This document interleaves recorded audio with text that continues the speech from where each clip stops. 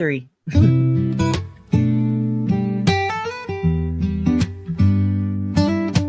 Good evening, come and find you a seat. Grab yourself a cup of joe and put up your feet.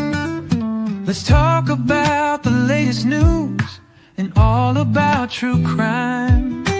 We can make a difference if we put in the time.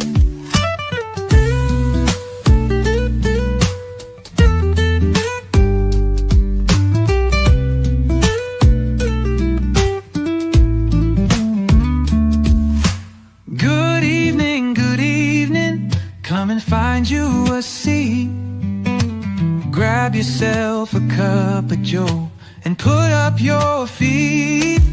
Let's talk about the latest news and all about true crime. We can make a difference if we put in the time.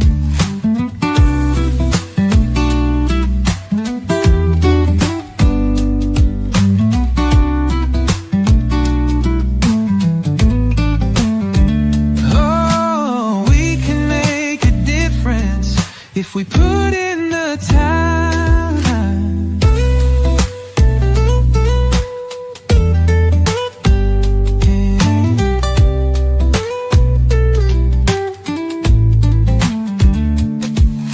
Good evening, come and find you a seat.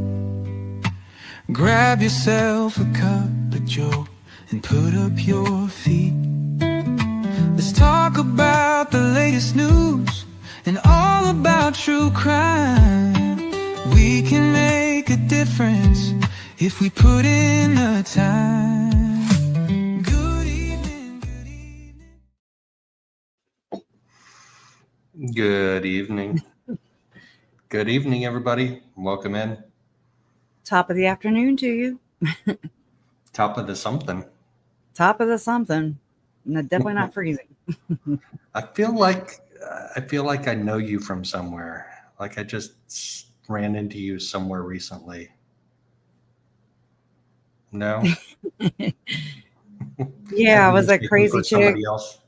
That crazy chick that as soon as I got there, y'all, okay, here we go. Just gonna let it out because this is what I do. My bra broke as soon as I got there. I was like, oh, my bra broke. And so, I was very lopsided.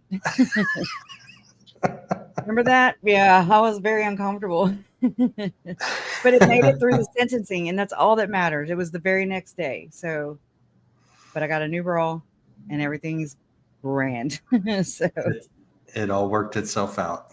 It's all even and balanced and just normal. Not so anyways. Let me tell you. You gotta watch that portal. That portal will even snap your bra. Oh man. I think it's like inverted and yeah, it's really crazy. What about your portal? Is it in your closet? Or do you carry my bra's fine. Like it didn't snap. Damn. It really sucks. And I had I had 2 of the same bras bought them at the same time. And so I realized that it's just like when your blinkers go out on your vehicle, when they start ticking or blinking really fast, you might as well change the other tail light too or whatever.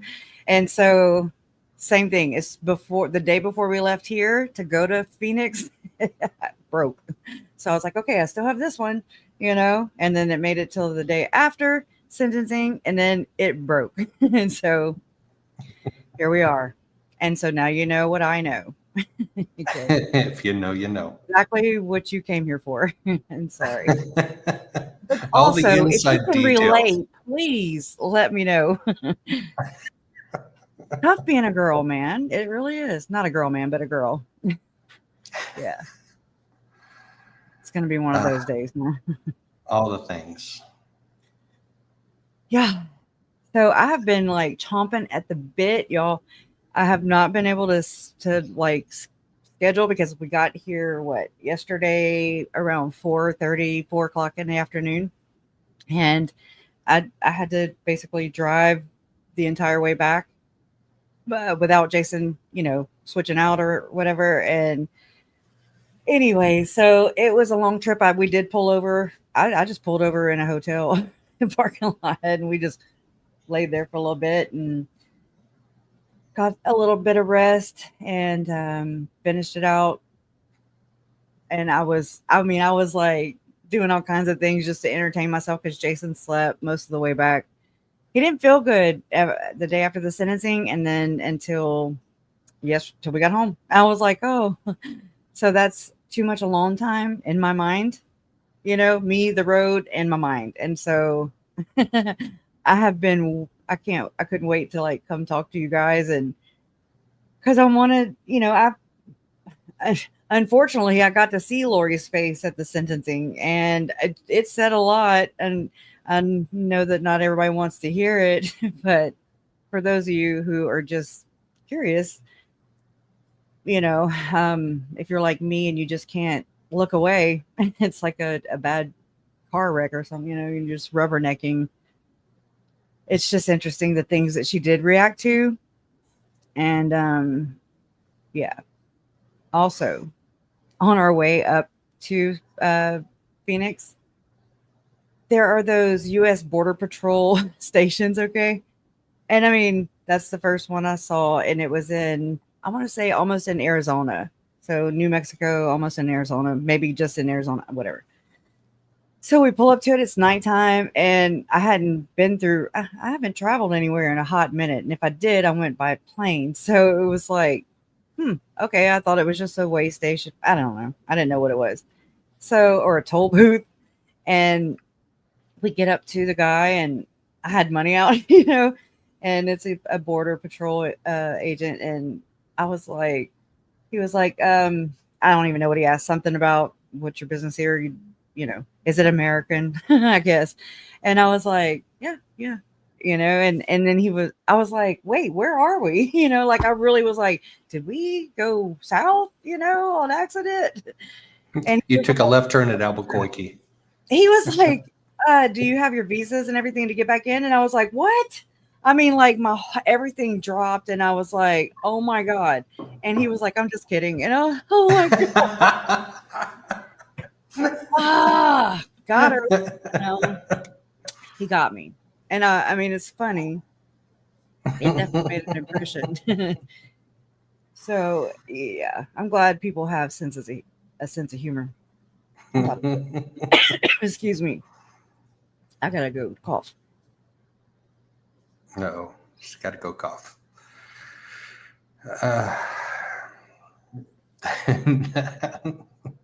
He's just messing with her. Just messing with her. That'll wake you up, though. Wasn't it Bugs Bunny that took a left turn at Albuquerque? And then that was the whole Bugs Bunny cartoon with the bullfight scene and the matador. Allegedly. Allegedly. I still have to cough. You guys made good time getting back, though. Like way faster than on the way here. Oh God, yeah. Yeah. That's whenever he started out driving on the way there. And so I was like, okay, I'll be able to work on my victim impact statement on the way. I'll better just do what I do. And then Jason, we realized how bad his eyes were. He had just went to the eye doctor. He's going to have to go see a specialist. This was before we left. And I mean, he has diabetes, and he's had a stroke or two. He had 2 strokes in one day. And just all these health issues, and it deteriorates your eyes. Diabetes is known for that. And plus you get older, all the things, the screen time. So he's like, babe, I see 7 lanes. And I was like, pull over. No, pull the hell over. And so I drove majority of the way there. But I didn't have that in my mind. Like it wasn't set in my mind. Like Right. That's not how it played out. That was not my expectation. So I was just very aggravated on the way there too. Whatever. And so I was like, I'm not about to die or, kill any of us trying to get there. I'm not trying to go 80 and where there's deer. I'm not trying to do it. So I just took my time and Yeah, the mindset makes a difference. So I knew when I started out from Indiana, it's like I'm driving all 25 hours. There's nobody going to yeah, be switching off with me. So I'm just yeah, going to drive till I'm tired. that's Or it. and I drove all 25 hours straight. Like I Oh never got man, fatigued or exhausted, but it's not going to go that way on the way back. Plus I have some detours. I got to go I through was so curves. bored. Yeah. I just was like doing. I mean, I was just in my, bottom your bottom hurts. It was screaming. I couldn't wait to lay across my bed and just be on my stomach for a little bit instead of my rear end. It's Yeah. yeah, I got so bored I was playing like 90s alternative soundtrack. I was doing like Rage Against the Machine, Soundgarden. that's good stuff, man. Black hole sun, you know. Oh yeah. I seen I couldn't really do that because we had the little one in the back, so and then Jason slept the whole way back pretty much. I mean, he didn't feel good the day after the sentencing, which is when I went and saw you and Trace and Caitlin. And so it was me and Silas. And then whenever, we left him at the hotel so he could rest up, and then went back and he was still sleeping. He just this is how he gets sometimes, he just hadn't been like that in a while. So it was just, he was like, oh, I don't know what's wrong with me. And I'm like, well, your body is saying rest. Um, it is what it is. And I mean, because we trucked it sentencing day to court, we parked in that parking garage that's across from the courthouse, kind of third floor. And I mean, we were booking it. I met Nancy Joe in the elevator. I was like, she was wearing red. I was wearing red. And red signifies the second coming of Jesus Christ, by the way, for those of you who don't know. But she was wearing all red. And she was pretty, and I was like, thank you so much. Thank you, thank you, thank you. And just, it was good to meet her, but it was very quick. And she was like, no, I mean, y'all are 30 minutes early. I was like, oh, but I still didn't trust it. So poor Jason, I mean, he has a hard time walking, much less sprint walking. And, but that's probably why he was so damn tired. So, but he did That'll good. do it. Yeah. We got there and we went up to whatever floor and there was a line like zigzagged, and that's when I'm at the very end of the line. We just kind of stood there outside the courtroom, and I met Tom and Susan. And Susan, she was like, she ran up to me, and she ran up to me, and I accidentally hit her boob. And I was like, well, why don't I just fill you up first? And anyway, so I have to make things really awkward. I'm Yeah. just like, I'm sorry. Yeah. When I saw you afterwards, we had a hug and it was awkward. Right. Yeah. I don't even know why. It's like, I don't know. Say that again, because I was reading that. I'm sorry. Yeah. He told me that too. Oh, He was sad. So he's yeah. sad, but just go through the emotions. I try to teach him to express himself instead of hiding emotions and covering them up, trying to mask them. So I'm glad it was good for him too. I really think so. He didn't get to go in the courtroom, thank God. I didn't know. We didn't check either. We just brought him. And but him and Jason sat in a room. I don't even really know. I guess like an overflow room, but I have no idea. They were gone by the time I got out too. Jason didn't feel good, so he went to the truck before I even was able to make it back to him. And there was like a detective that brought Silas to the vending machines, and they were just treating him really good. And I'm glad. So yeah, it's important to teach our kids to feel. I think in a world where people have zero empathy, feeling is okay. And I mean, and it's one of the generational curses that we all grew up with. I grew up with, my dad grew up with, his dad grew up with, is you Mhm. don't suppress, you don't recognize things, you suppress them. Like if you feel emotions, you're weak. Or if you Mhm. Yeah. recognize that you feel emotions, you're weak. And that's so, it's a stigma, not a stigmatism. Anyways, yeah, it's not a very good one either. I think it's good and healthy. Yeah. Yeah. Jason cries all I the think, time. yeah, I think in that regard, I think our society has evolved a little bit. I Yeah. think it's okay for men to recognize that Mhm. they feel emotions now. I think so. Well, hey everybody. I'm sorry. I've missed y'all so much. I really have. I couldn't wait to like there's so many things I wanted to talk about that I've been watching, just like with everything else that goes on in this case. I go and watch all the people, all the things and the interviews and it just makes me think of so many things. Um and I don't know where to start except I mean, yeah, so I guess we got to the end of the line and then I text mom and she was like, So you "Mom, lined up on the end of the line, like where the public was waiting to get in? yeah, I didn't know where to go." And I was like, we had just trucked, I don't know how far, really fast. And I have to give this to Arizona because we have a lot of humidity here and I sweat just walking. I mean, I could just take a shower, walk outside to the truck, come back in. And I mean, I'm like, why did I even fix my hair? What was the point? And it stuck to my face, my neck. But Arizona, I mean, we did that whole speed walk all the way to the courtroom, up the elevator, upstairs, and barely broke a sweat. I was like, I can deal with this part, but it is too damn hot. It's too damn hot. You can't even think or breathe. The sun's too bright. I'm just, whoa. It's very bright and hot. Yeah. Yeah. By the end of the day, I was soaked through all of my clothes, like, and I was Yeah. dehydrated. It, I got some of that transference when we came out. We hugged, and I was like, "Oh yeah, thank you. I just had a baptism."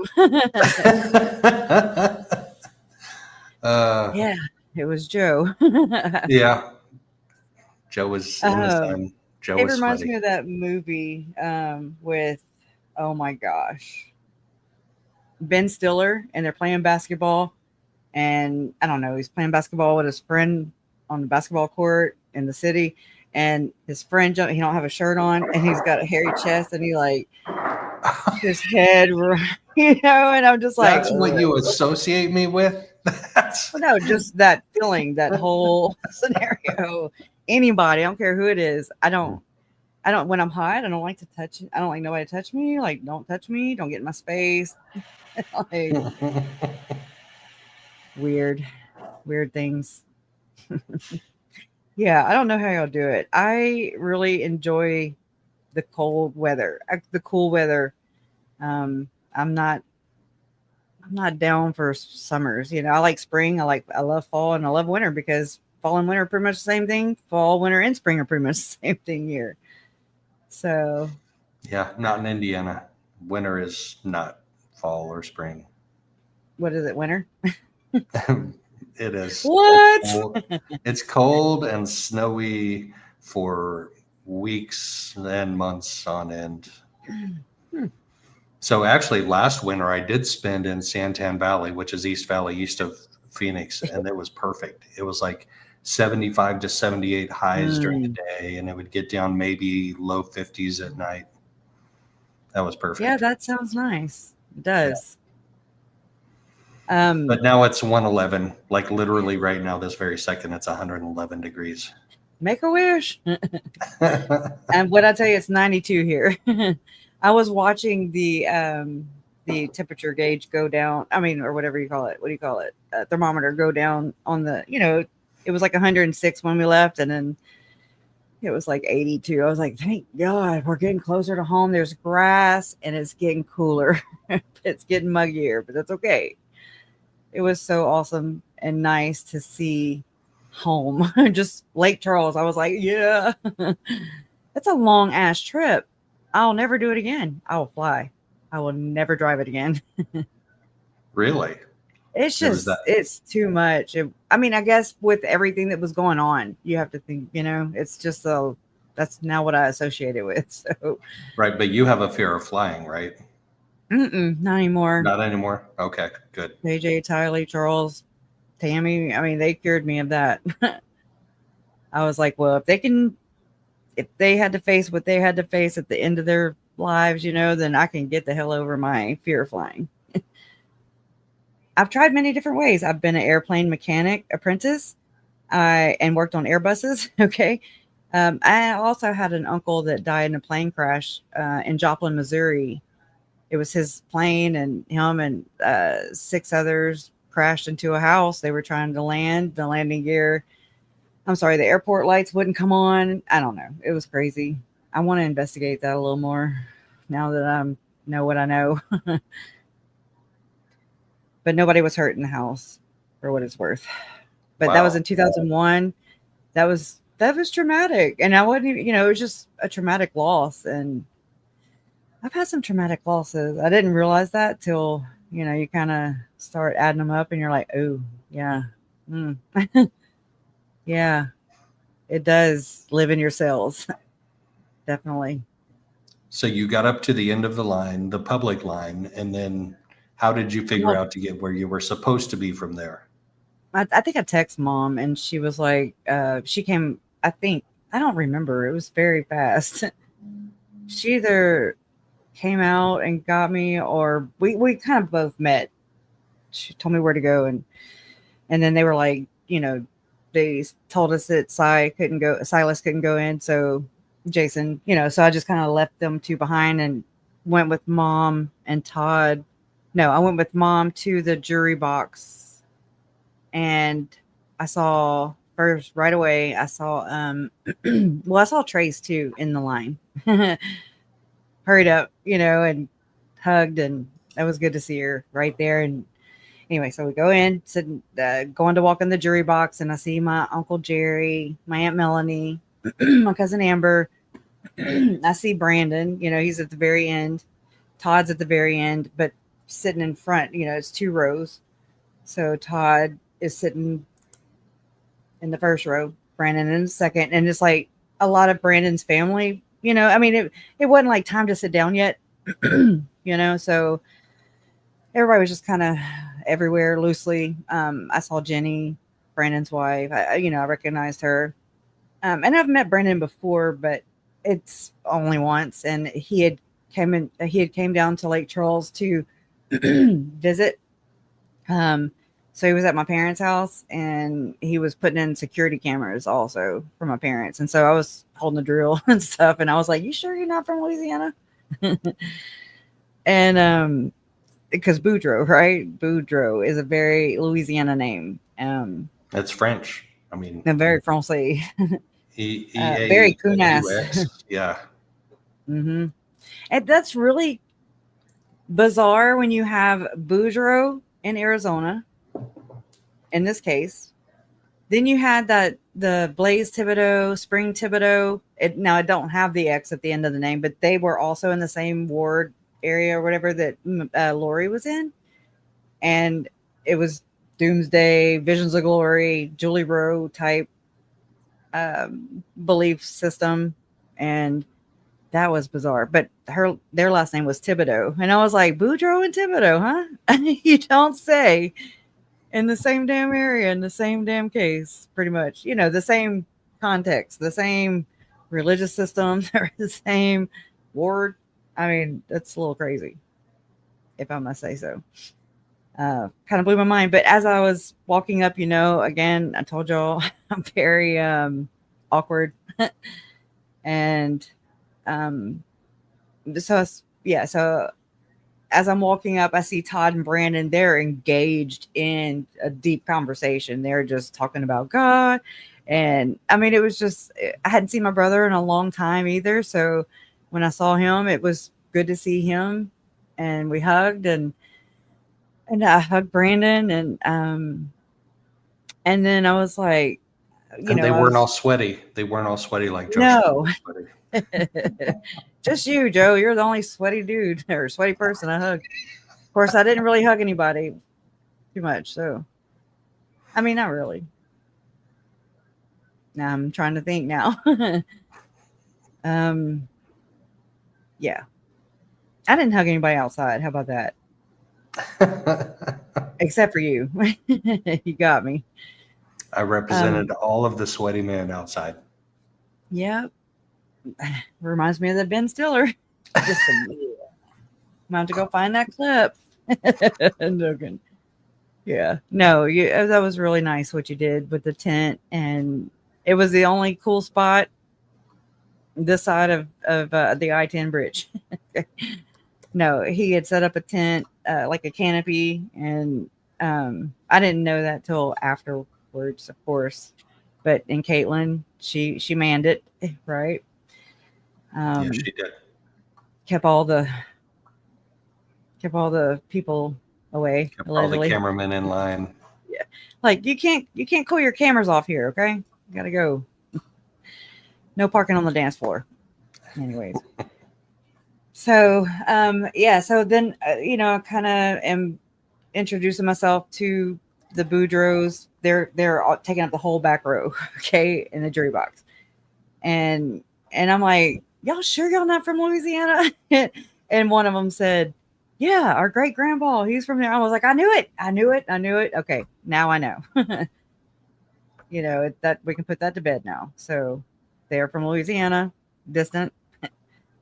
So that's good. I didn't realize how tall Brandon's dad was. Like he is super tall, like he doesn't look like the guy that I heard on the 911 call saying, get out of my garage. It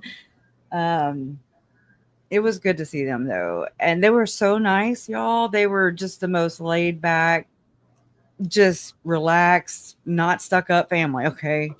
Just like us, but maybe not as raw as myself. They're a little more polished, but just the salt of the earth people. And it was really nice to meet them and to meet Jenny. And I was like, Timber Wings, tell me, what does this mean? Okay. Which is the name of Brandon and Colby's media company, right? And so Jenny told me, but I don't really remember. So there's that. Welcome to my world. It was something about Brandon's part of it was the tree and the roots. That's what he was about. So that's the timber. The wings is more what Colby picked, and that's about how a butterfly cycles. Oh, I did remember something like that. I didn't say it as eloquent as she did, but you get the gist. So she was a sweetheart, she really was. And so me, Mom, and Brandon and Todd were kind of just chit-chatting, and I remembered something that, and I was like, Brandon, I was like, you know what? I was like, if I were to be a boy, my mom was going to name me Brandon. And I mean, I didn't even finish my sentence. And he was like, oh, well, I'm here now. And she got me now. And so, I mean, yeah, it's just cute. It's such a, I can't explain it. They have been bonded like that since jump. And I'm glad. I'm so glad they needed each other. Mom and Larry needed Brandon, and Brandon needed Mom and Larry. And in that sense, because it's so bizarre to deal with this amount of crazy. Uncle Charles did it by himself pretty much, and I mean, look, he was at his wit's end and he looked exhausted and frustrated. He looked drained. Chaos had come to town, and he just seemed at his wit's end with trying to get Lori help. And anyways, so I'm just glad that they had each other. And anyways. Yeah. And chaos didn't win. And no. Yeah. Yeah, exactly, Jay. Same word. Somebody needs to find out who else is there or what they've gone crazy. Okay, I get it. I Yeah. think if we play like less than 10 seconds of this, I don't think we'll get copyright struck. Are you down for it? Oh yeah, I'll refute it. I'll trim it. Oh yes. Oh, he okay, so you just clarified this for me. Oh no, it is that guy with no shirt on. It's that Right. guy. I was thinking it was Sandy. Okay. Go ahead. Or Polly. What's his name? Sandy.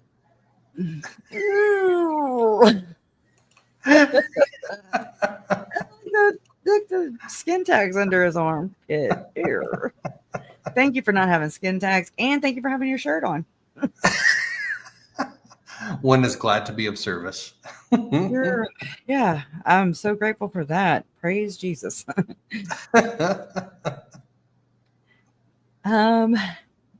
Oh, right. Native How do you AZ recover from girl, right? That was bizarre.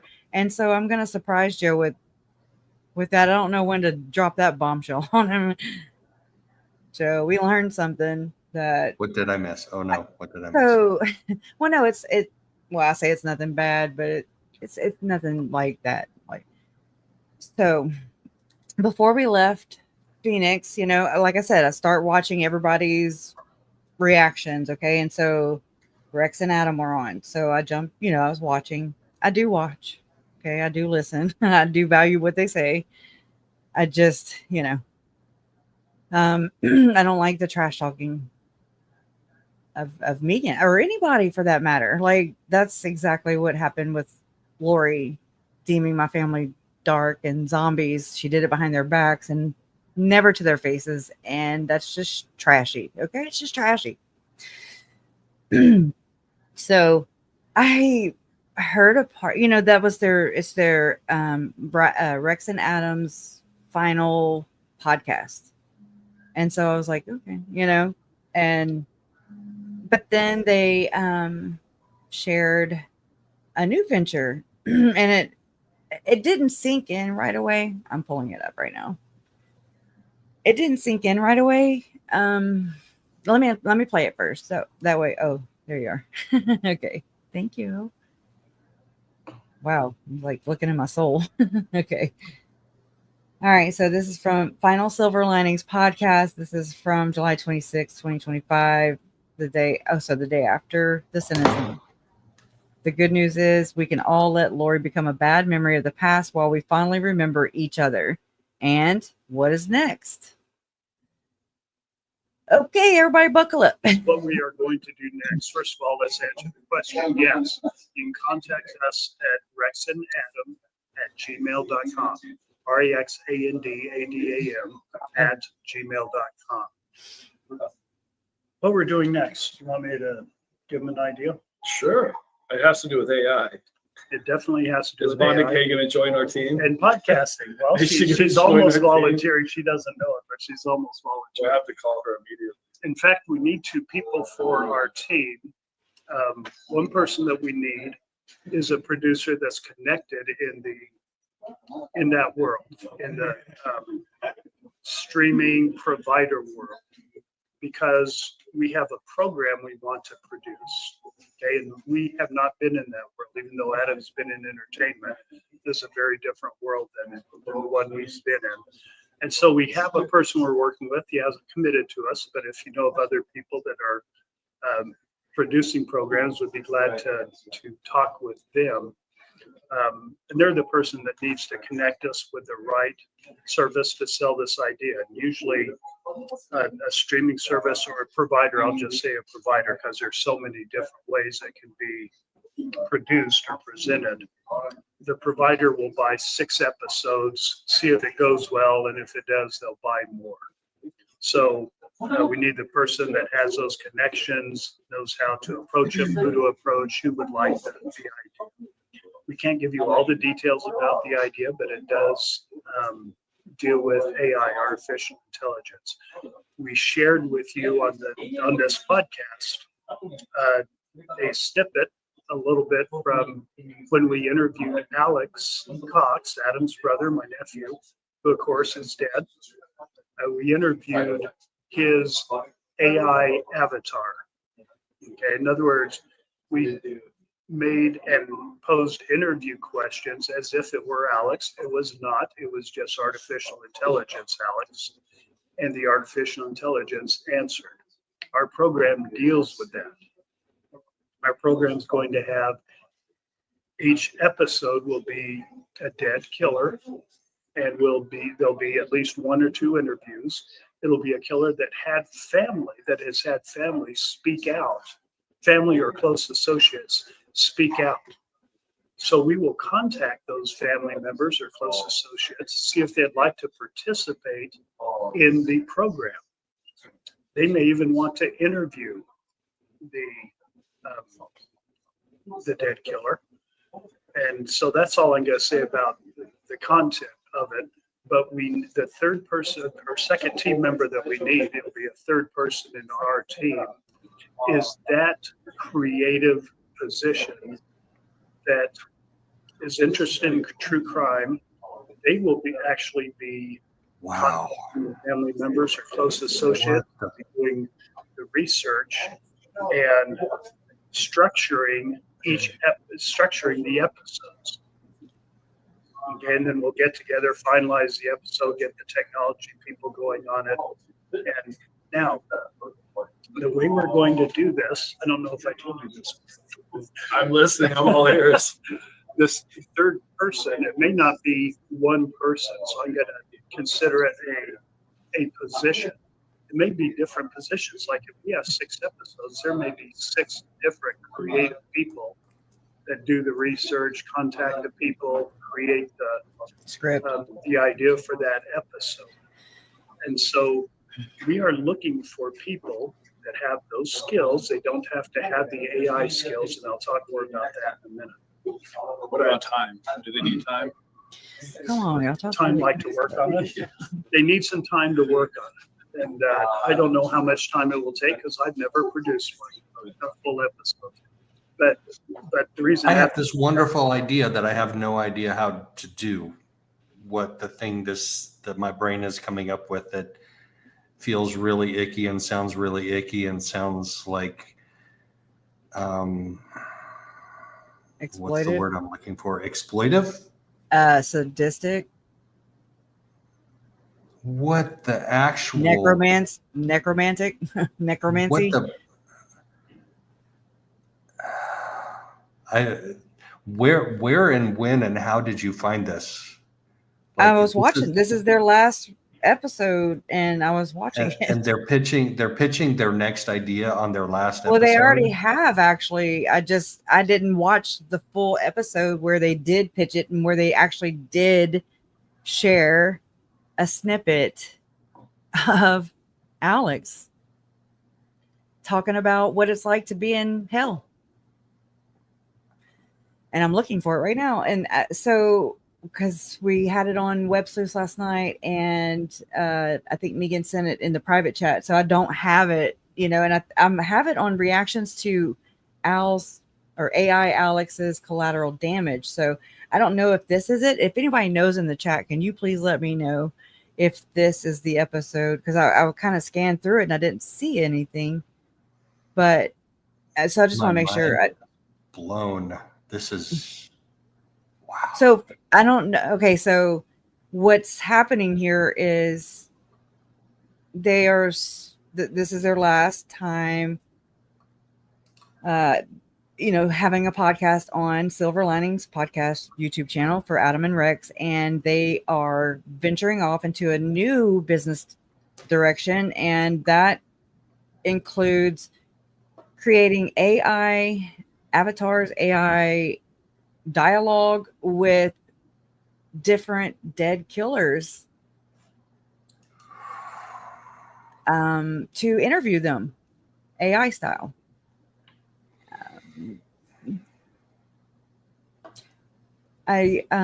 So yeah, at first I don't know if it dawned on me, and then it started, like I thought about it while I was driving, and I was stuck in my own head for so long. And the more I thought about it, the more pissed I got, the more upset, or the more I was just like, whoa. You just start kind of going into what that looks like. And so then last night we played it on Web Sleuth, and And so if anybody knows, 18-minute mark, is it this one or not the reaction? Okay, I think is what. Let me know if they say no, please. All right, let's This see is here. this is so bizarre on so many levels, and there are other words besides bizarre, but that's what I'll start with. It's mean. It's Megan said tone deaf. It's Yes, yeah. victimization, re-victimization for Brandon. I would, man, my mom. I mean, I used to duck too, y'all. I'd see a slow moving car and I'd be like, oh crap, you know. I mean, again, Alex may be dead, but there's still Edgar. I'll never shut up about that. All right, that's reactions. Is it reaction to AI? That's just it. I don't really know. I know it has to do with. Can you kind of scan the chat if anybody knows? That might have been the right video. I should have looked before I just jumped off of it. Look before you leap. What? I leapt. Crazy talk. I'm a leaper.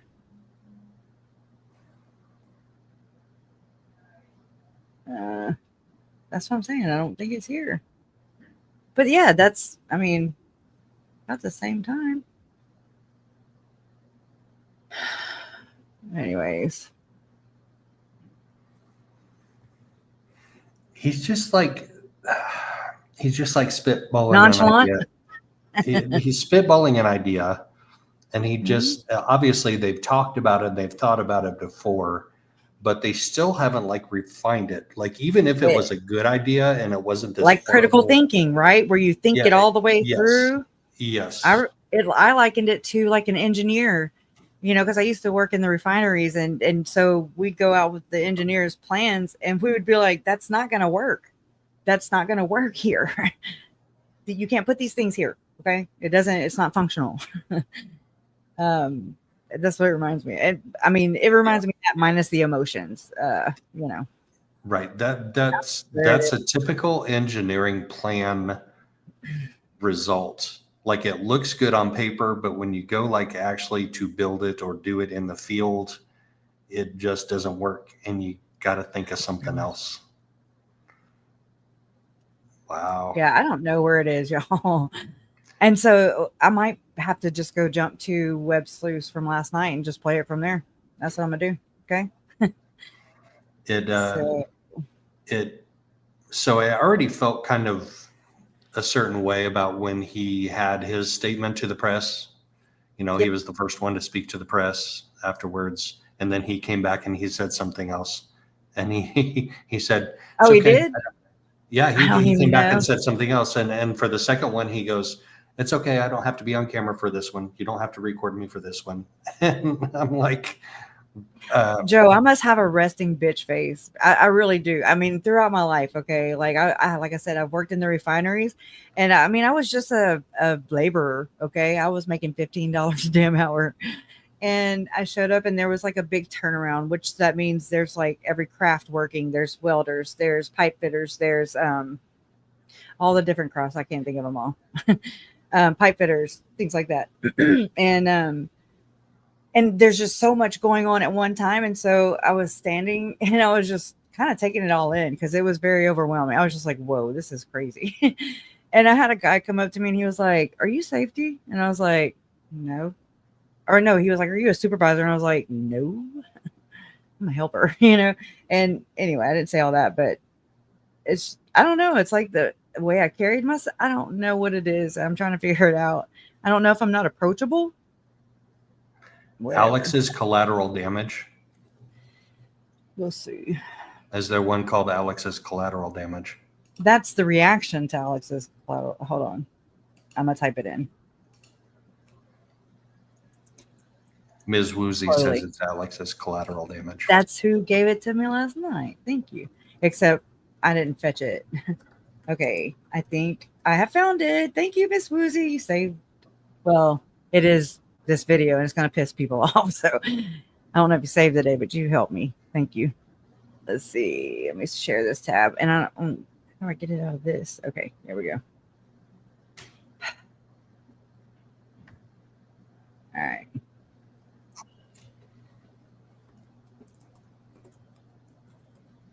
Are they being quiet? Can you hear basketball in my background? Do I need to turn No. my TV down?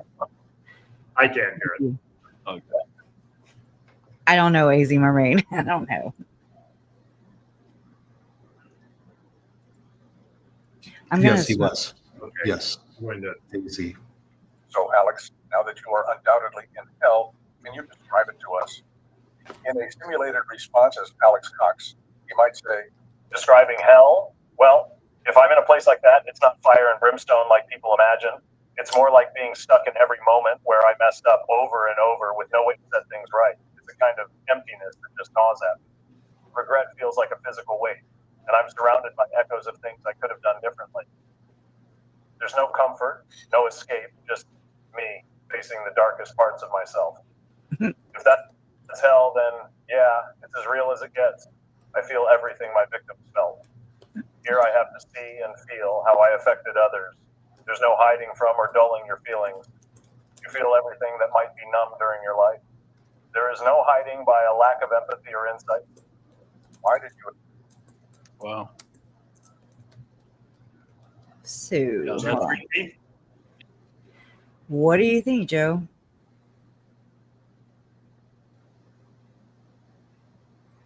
I don't have any words.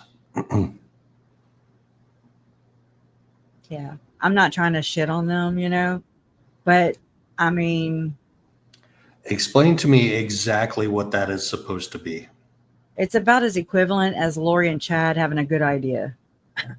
No. What did we just hear though? What did we just supposedly We listen just to? heard, in my opinion, and just my feelings, and this is just my feelings, and I've had a little time to think about this and talk to Jason about it. Even me, I've talked to Megan and Trish last night in chat, and it's gross, tone deaf, inconsiderate, But what do selfish. they say? But what do they say? I don't know. What, I can just tell you what I think. Wait, what? what do they say it is? What do they claim that is the AI? What is AI representing right there? Alex Cox, post mortem, resurrected, as Megan said.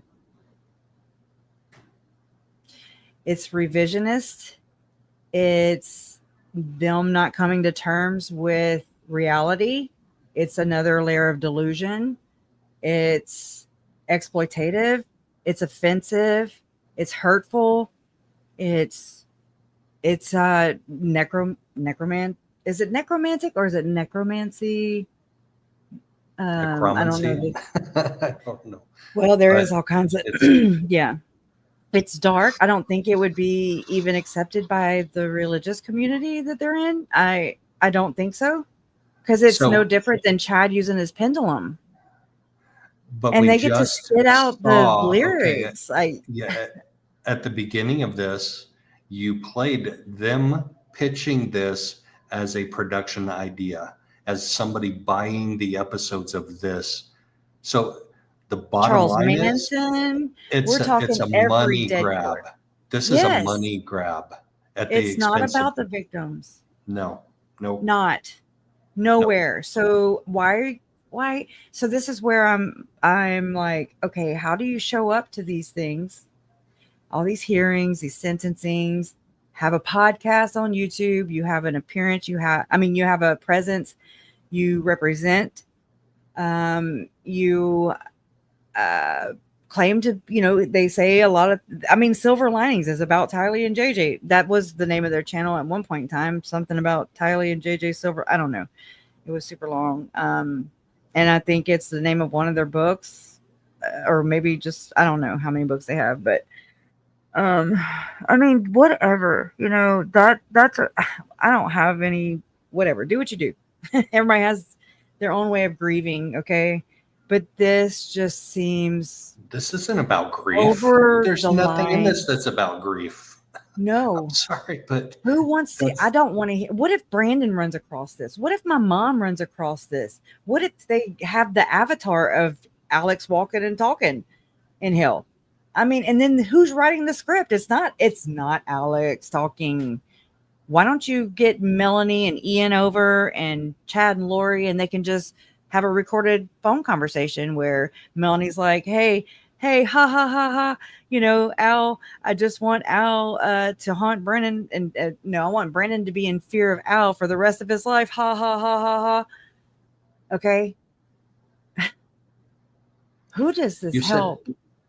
You said, what if Brandon runs across this? What if your mom runs across this? Yeah. What if you run across this? Well, I did. Kresha? And so I'm a little boundary here. I can kind of a buffer, if you will, because I didn't get shot at.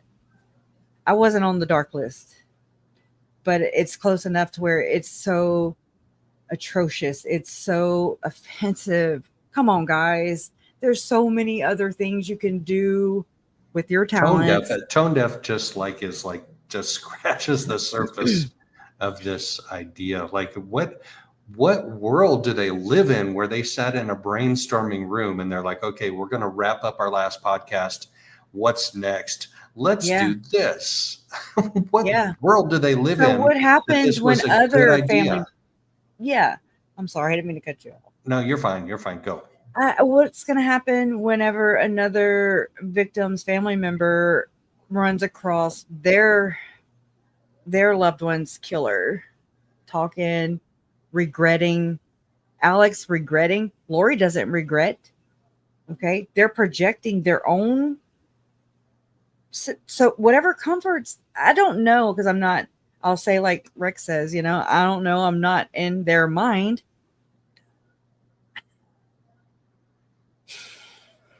Thank you. I think mine's about enough, but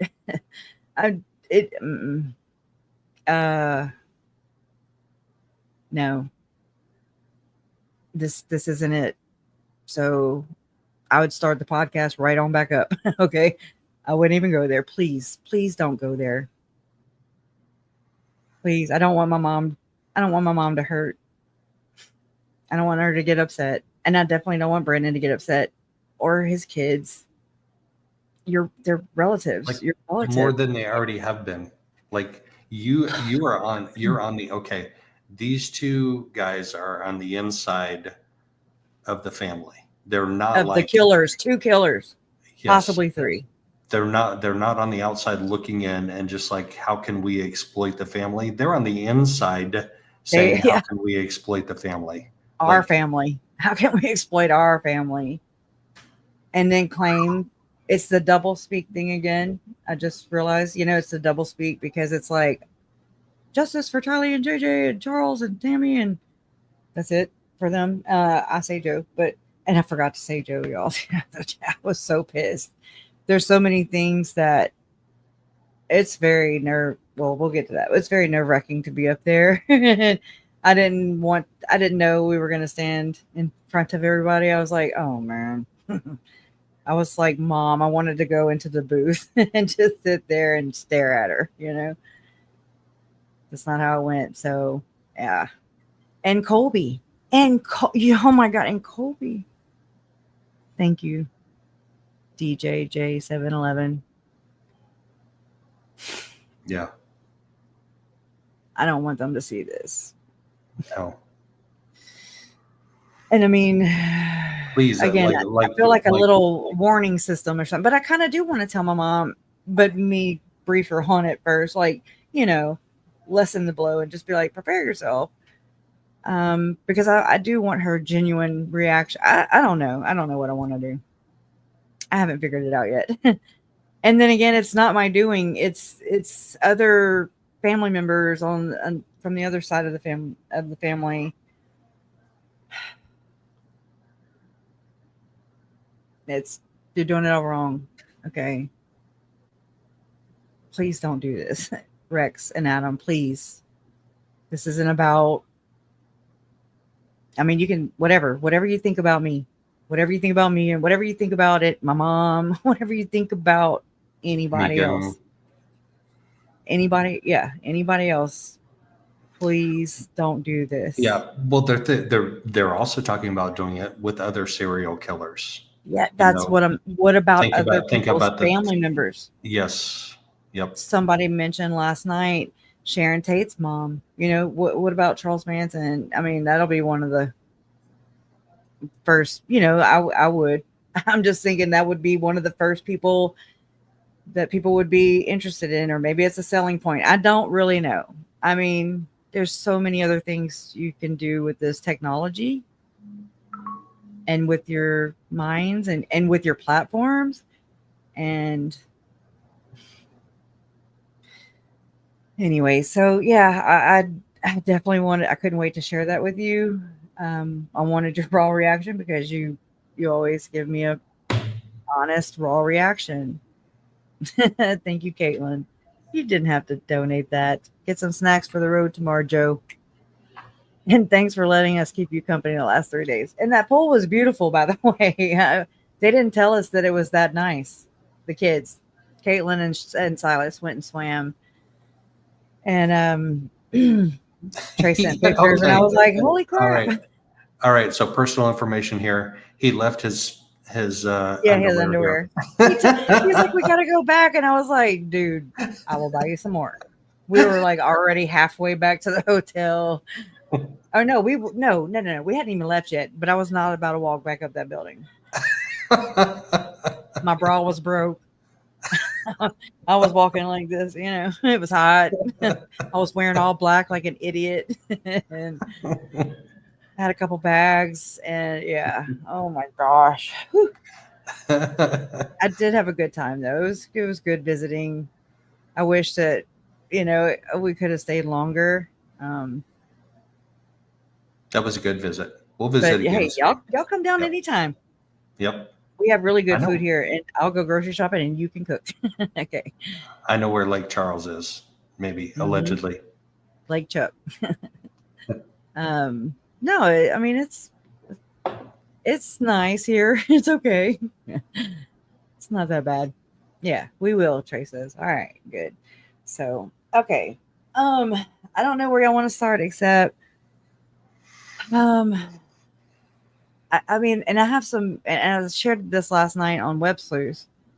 I shared it with Trace immediately as soon as I walked out of that damn room, because I don't know if y'all want to do this in chronological order, if you want me to just share the news with you now that I believe was implied. Follow your by heart. Trina. Yep. Follow your heart. I'm just going to tell you because I can't help it. Let me take a sip. And yes, he is married. Yeah, he was staring dead at me. I was like, now he did do a little Freemason sign. And I saw it. I was like, why me? Did you just dub me dark or something? What are you doing? Kidding. I mean, they have to communicate somehow. You know, just be like, get this bitch off the Well, thing. your mom was throwing up those Freemason signs I was too. like, Mom, stop doing the Illuminati sign. She was sitting right next to me, and the sentencing hearing's going on. I'm like, stop doing that Illuminati triangle. Damn. Well, I don't even know what it means yet, but just stop doing it. Anyways, I don't know, y'all. The world we live in is weird. And I've read an article also before coming on here, which I wish I would have never saw it. Wish I would have never seen it. Why am I having a hard time? But it says Trump administration says federal employees can encourage coworkers to, quote, rethink, unquote, their religious beliefs. And I'm like, oh shit, it's the NWO. Anyways, yeah, it was an interesting article. So people can push their religious beliefs on you. And I don't know. I mean, after dealing with Lori and Chad and Alex and Melanie and this whole bullshit, I don't know if I like that too much, no matter what. It says, you know, like you try to convince people to like see your religion your way. Okay, well, how's that worked in the past?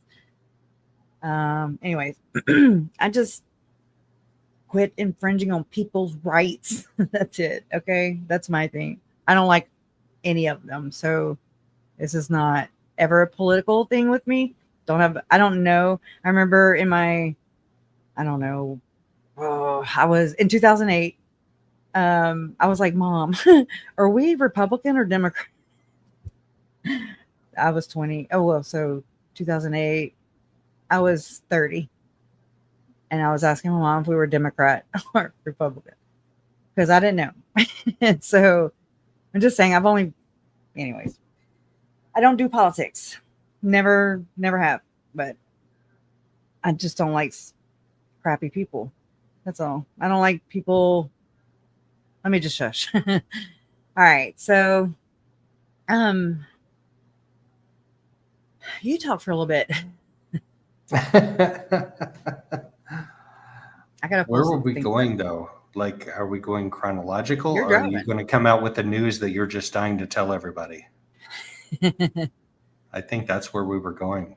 So thank you. Whenever she was sentenced, and then Vicky was like, "Right, Lori, right in prison," and she's like, "Wait," and we move from the courtroom to like this room in the back of the courtroom. It's like a I don't know how big it is, but anyways, and so it's the Boudreaux family, it's the Vallow family, and like Megan's in there. I mean, like we're all in there. She's family anyway, so I'm just saying, like we're all kind of sardined in there. And it was Trina came in with the victim's advocate, Nicole.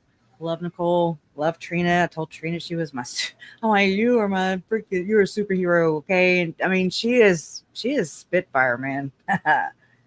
I really love her energy. Like it's like, unlike Lori, she lands the plane. And I'm not trying to compare. Okay, there's no comparison, but she's where the rubber meets the pavement. Because of Trina, this happened. The justice was obtained as far as it can be in this life. For Charles, for Brandon, and I love the fact that we were able to talk about the other victims. I'm so glad. Like in Idaho, no, you had to tiptoe, and I did like that. I do love that about Arizona, But anyway, so we went off into this room, and so Trina comes in with Nicole, and she thanked us all for trusting her to convict Lori, and to obtain justice for our family members, for Charles, for Brandon. And then we're just kind of bullshitting, and Trina was like, "Oh." She was like, "I'm really stirring the pot now." She's like, "I'm stirring the pot." I mean, we're just like a bunch of banter, we're just all cackling and talking shit, I guess you could say. And so she said she was stirring the pot when she said that Lori had lost privileges to her tablet because of the contraband she has for contraband, which is the M&Ms, basically. Whenever Nate interviewed Lori, remember the M&Ms at the end, and Lori's like, "Can I have those M&Ms?" And the whomever was like, "Nope." She got her tablet taken away for that. And then, but I heard Trina say something about there were some 3-way phone calls trying to take place. I don't know enough that's all I know. That's all I remember. So I didn't know if maybe, I don't know. I don't want to even speculate because I don't know who she would have been calling, but you can speculate. 3-way phone calls. But and then after that, Trina pointed at Brandon that some of us are sitting down. Me and Megan were sitting down, I think, and Trina's right here. Brandon's about right here, and I mean, she pointed at him and she was like, "And you and I, or me and you," I don't know how she said it. She was like, "We have to have a meeting about who." And so we were like, "Woo, woo, woo, woo," like we didn't have to say it because it was just, in my opinion, and I'm saying this, it's not fact. Do not take this as fact. This is speculation city. I don't know if for sure. I don't know when. I don't know if she's going to change her mind. I have no idea how this is going to go down, if it's going to go down. I just wanted to share what I believe, I picked up off of that exchange right there. It was done right there in front of everybody, in front of me. And I think we all know what was being implied there. Right. And And, be, and even if it doesn't come to fruition, somebody is not sleeping well the last few nights. somebody's puckered. Somebody is like, She's got can I the talk to Donna Adelson about what countries yes. are non-extradition That's countries? Joe. That's exactly what I thought of too. I'm like, Trina's doing it Adelson style right now. This is how this is going. Speaking of dominoes, Lori, here you go, you bitch, bitch. One at a time. We're going to take Yep. you down, then we're going to take you down, then we're going to take you down. Yeah. Sue L says, "Who is Edgar?" Edgar is allegedly Summer's ex. Well, Summer's alleged. She. How do I went blank? Like maybe an affair? I don't know. I don't know if I'm saying it right. Yeah, she allegedly had a fling with this guy named Edgar. And I'm gonna pull up the document right here so I can share, just like I did on Web Sleuths last night, so I can tell you exactly what was said. Here we go. So I'm gonna share this tab. I don't know if you can still pop me up there, but this is a text exchange between Summer Shiflett, Lori's sister, and Lori. And Summer was at sentencing, right? Summer was at sentencing, sitting behind the defendant, the convict. I whatever in whateverville. Okay. One of my favorite sayings, y'all, and I cuss. I'm an adult. Okay, so this is what I'm gonna do. I'm gonna cuss, and it says, I told the wait. I said whatever bitches, and the bitches whatevered. Anyway, so that's about how I felt. You know, I don't trust Summer. Take it or leave it. Be mad at me. Unsubscribe. Whatever you gotta do. I don't know. All I can say is, you weren't there. I wasn't there. We don't know. But from where I sit, with this many family members in their graves,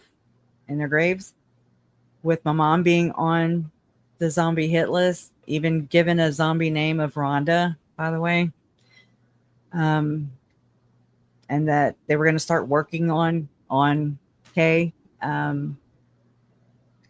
meaning murder. Okay. Here's Then where I am. I'm just saying, like, it's my family. Like, they've effed with my family, and I don't trust her. I don't trust them. On the outside looking in, the kids are still missing. JJ and Tylee are still missing. Your mom has asked for a welfare check. Yeah. Lori and Chad have run off to Hawaii. Summer and her mom, who's that? Janice? I forget their names. They Janice. go on TV and vouch for Lori. And not only that, Go ahead. Not only that, they blamed my mom for bringing this on, Lori, for holding her accountable, for asking where my mom, my mom was asking where JJ was. Then we found out Tylee was missing too. Where are the kids? Where are the kids? Where are the kids? I don't know how many times Larry said that. That was just one of those things. He said it in threes. He would slam his fist down. Where are the kids? Where are the kids? Where are the kids? Nobody said anything, but they did vouch for Lori. And this was May 7th of 2020. This is a month before Tylee and JJ were found. Even if you believe that your sister could never be capable of anything this like is Joe already went down, and Charles went down already. Just know that. They know that. They know that. Everybody knows that, obviously, except Joe. Joe didn't know that. Charles didn't know that. Tylee didn't know that. Because they're and Alex is dead too at that point. Well, that's a personal problem. So, Right. But I'm just saying, even if you no, believe yeah. your sister is not Mhm. capable of that, you don't have to go on TV and publicly vouch for her and throw your Yeah. mom under the bus and blame her for all of this. Yeah. You don't have to, you can just sit back and wait for justice to Like, take its shut course up. for the investigation. Yeah. Shut up. Why in May? And then that wasn't it. I mean, they also went on 2020, or whatever, Gravedigger's Wife, whatever the hell that was. Melanie and Ian went on Dateline. They took that Dateline episode down, which is weird. Still down, as far as I know. Last time I checked. But I do have a screen recorded. Yes, I do. Got to be quicker. But I believe that this had to happen as far as and I'm kind of moving back to the justice part in Arizona. People have asked Judge Berskey, even he mentioned this. He's like, people ask, why even have these trials here if she already has 5 life sentences in Idaho?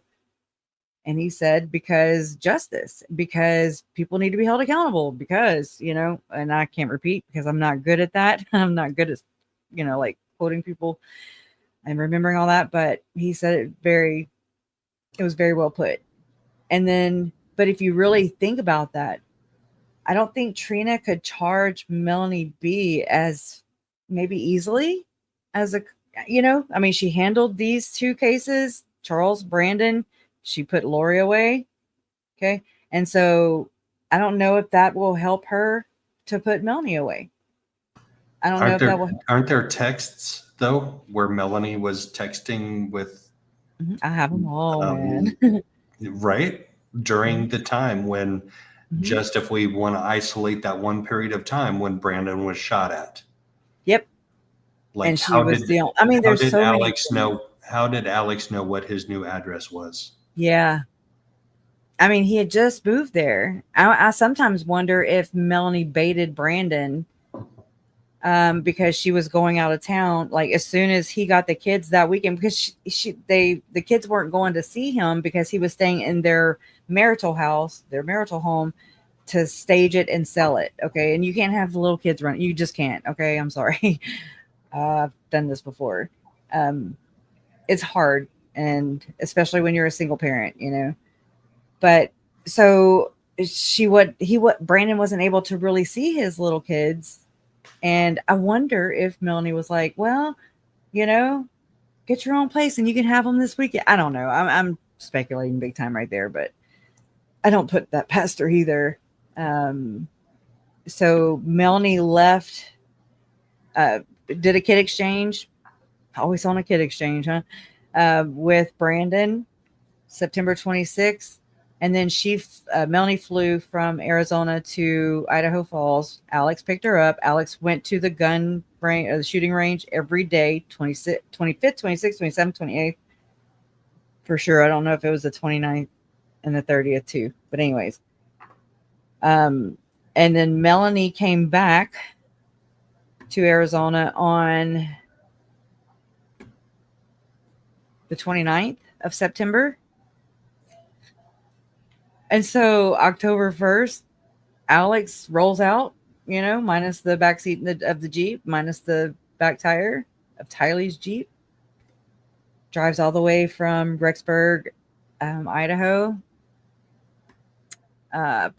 He lies in wait, like Trina says. He was lying in wait right there at the temple in Gilbert, Arizona, which was on South Greenfield. I don't know how I remember that, but there's that. Where he waited for the kid exchange, I believe, between Brandon and Melanie. And that is a pattern with Lori and Alex. That's 2. Why wouldn't it be Melanie too? Why that has Lori all over it? Okay, like orchestrating. And personally, I think that he wasn't expecting Brandon to go to the gym in between. No. So he was laying in the back of the Jeep for like an extra hour to an hour and a half. And that's probably why he missed, just because he got tired, and he Yep. got bored, and The he got adrenaline maybe distracted. wore off. I don't know. Yeah, exactly. And then all of a sudden he's like, oh shit, there's a Tesla coming down the street. I got to pop up and open the window and take a shot. And I Yeah. think that may be why he missed. I mean, we can only speculate. And I really don't think Melanie was with him. Where would she put her kid? You know, like there was Right. no backseat. And not that I credit her for being a good mother and actually putting her child in the car seat, but I also don't think we heard the little girl. Well, you know, she brought her to the police station to be interviewed, and I'm not holding this against the little girl. I'm holding this against Melanie, because you don't bring your child to the police station to be interviewed because your husband just got shot at. Your estranged husband, her father, the little baby's father. So that little girl was just being a kid. Yeah, and I think that based on the timing, so I drove the routes, and I think that Oh yeah, Melanie went to go to the park for the she gonna exchange share it. at the same time that Alex headed for Brandon's house. There you go. I wonder, man. Oh my God, can you imagine? I mean, and Trina doesn't. They're not going to share everything. They didn't share everything that they had. We know that Trina just kind of kept it simplified, straight, Right. you know, no extra bells and whistles, because that kind of muddies things up. I get it now. You Do I don't need wish to. You everything- don't need to. You don't need to Yeah. show your whole hand when like No. 3 cards are going to beat the defense. Is Melanie going to represent herself? That's the big That's question. without 404. Yeah, there you go. That's manifesting. Just kidding. Right? Do y'all think that Melanie Boudreaux is going to build I mean, is there going to be a bail? Is there going to be a bail amount? And Uncle Alex ain't here no more to bail her out. I'm just saying, what about her other child? You know, she has 5 kids. She has 1 child with Ian, and I'm not gloating. I'm not happy about this, but I am happy because I want her to be held accountable. I want so many more. If you want my feelings on this, there's so many more that need to be right next to Lori, Chad, whatever. Take your pick, Alex. I mean, they can take whatever route. Zalema actually had use immunity in Idaho. And I mean, she's orchestrating some things in here too about Charles. She's rating him dark. She's doing some things. And I mean, if ever there was a case to convict somebody on their thoughts, it's this one. But that's not how it works. So It what? does kind of show intent, Explain to everybody what use immunity is. Use immunity? I don't really know. I don't know how to explain it. I am not a good explainer. You know this. Y'all know I'm not a good explainer.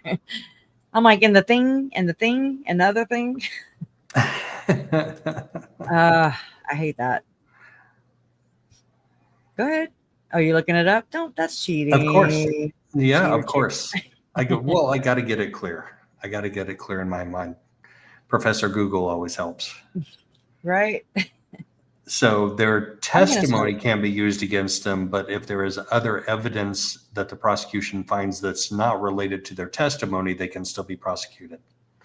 So it's just specifically related to their testimony in the case. Like they could testify, I was involved with this, I was involved with that. And that Wait, they only had, that was in Idaho though. That was not Yes. in Arizona. There's That was no not in use Arizona, immunity no. Nope. in the Arizona state. Nope.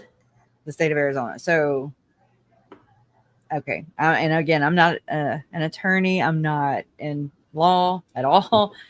I just from going through all these things, all these motions and court hearings and trials, and I learn as I go. But yes, Susan Weaver, I think Melanie uses her womb to manipulate men, but she gets pregnant real soon. Oh no, I hope not.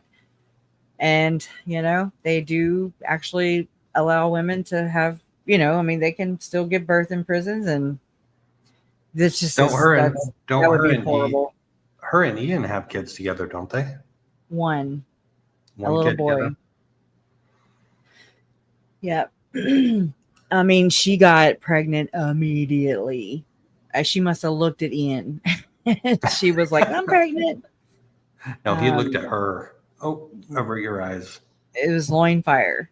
It was like 2.0 repeat. He did not It gird was up his just like loins. Caddy Daddy and oh, let me turn my ear off. Okay, I'm kind of cold. I'm freezing. Ha, ha, ha. Oh, I just ran my chair into my desk. But random old lady says Lemma and Lori using their minds to try to cause an accident for Charles while JJ was with him. Shaking my head, or I don't know how to say that. The last part, but yes, that's part of it. There was also the part where she called him Ned or Hiplos. I don't know. It was something to do with that. I'll find it. Trust me. You know I'll bring it to you. You know I will. Well, you So brought that up in well, your. there's a chance, Huggy Bear. I'm sorry, I saw that comment and I had to say it. Say it. Say it like it's supposed to be said. So you're saying there's a chance. Yep. Dumb and Dumber. So, One all in right. a So, million? 1 in a million? So you're saying there's a chance. yep. Harry, Samson. you're alive and you're a horrible shot. Oh my God. That's was also Alex. appropriate in this, right? That's So also is Alex. appropriate.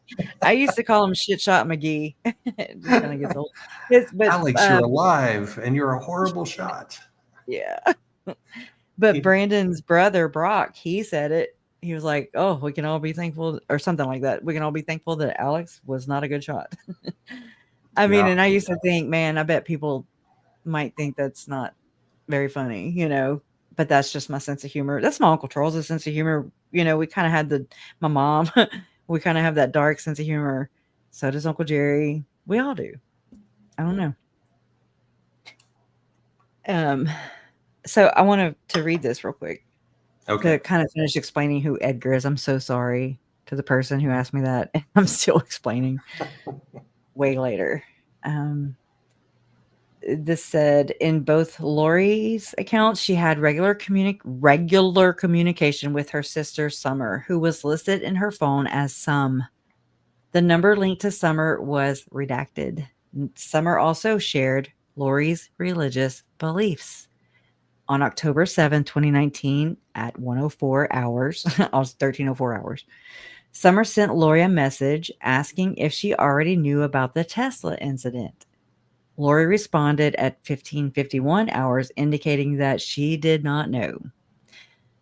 Summer asked if she should call or text. Why would she ask that? I just realized that. Why would she be like, hey, you just text, so why are you asking if you should call or text?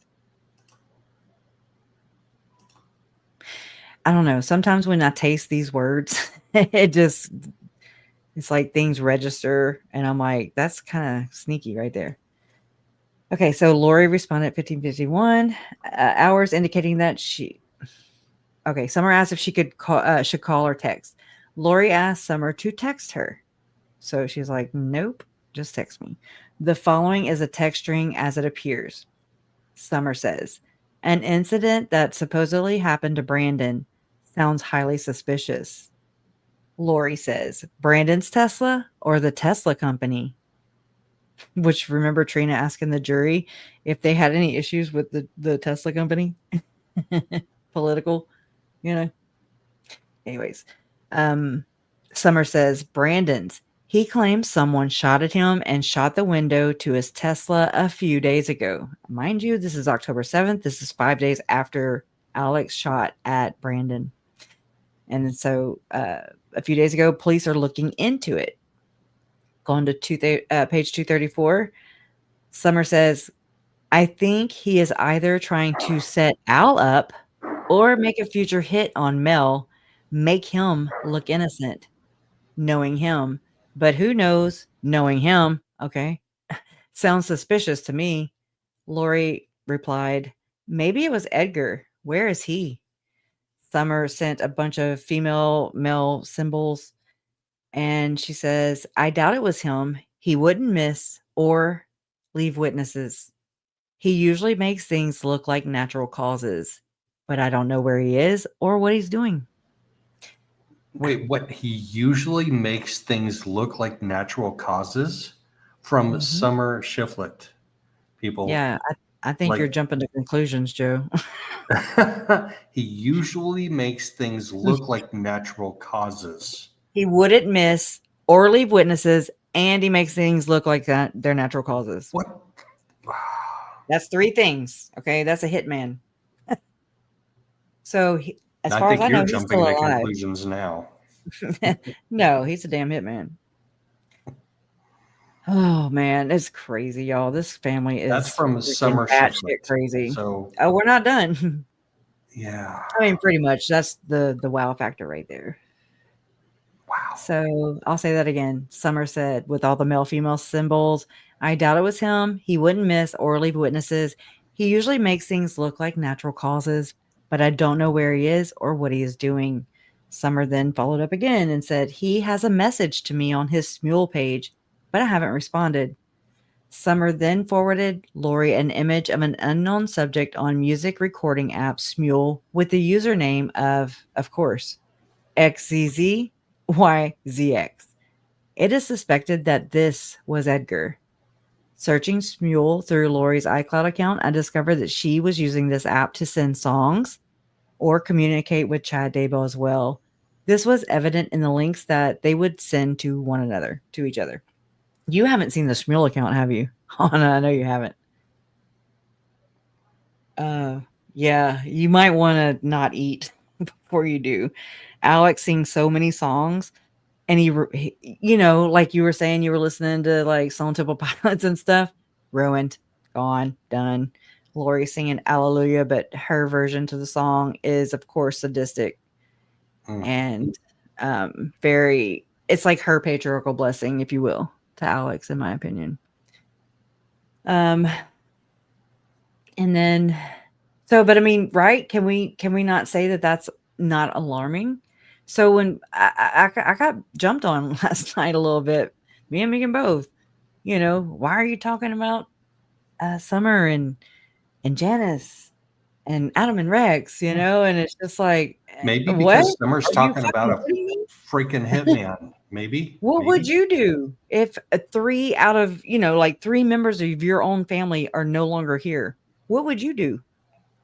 I mean, it might be easier from a non, like a non related person. I don't know. I have no idea. So Debbie wants to know concisely who is Edgar again. Edgar was a fling, allegedly. Allegedly, Summer. Okay, let me say it like this: Summer allegedly cheated on her husband with Edgar. So, allegedly. Let me show you. I'll find a picture.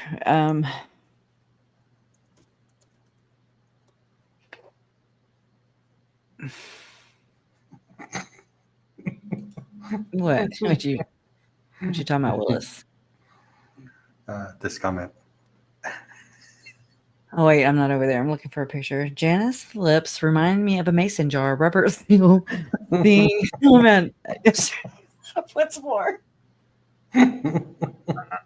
Was it when we did that freeze frame, and they were like, "Oh, okay." Yeah. You didn't see my face, so you don't know what face I just made, unless you're picturing Janice's face yesterday.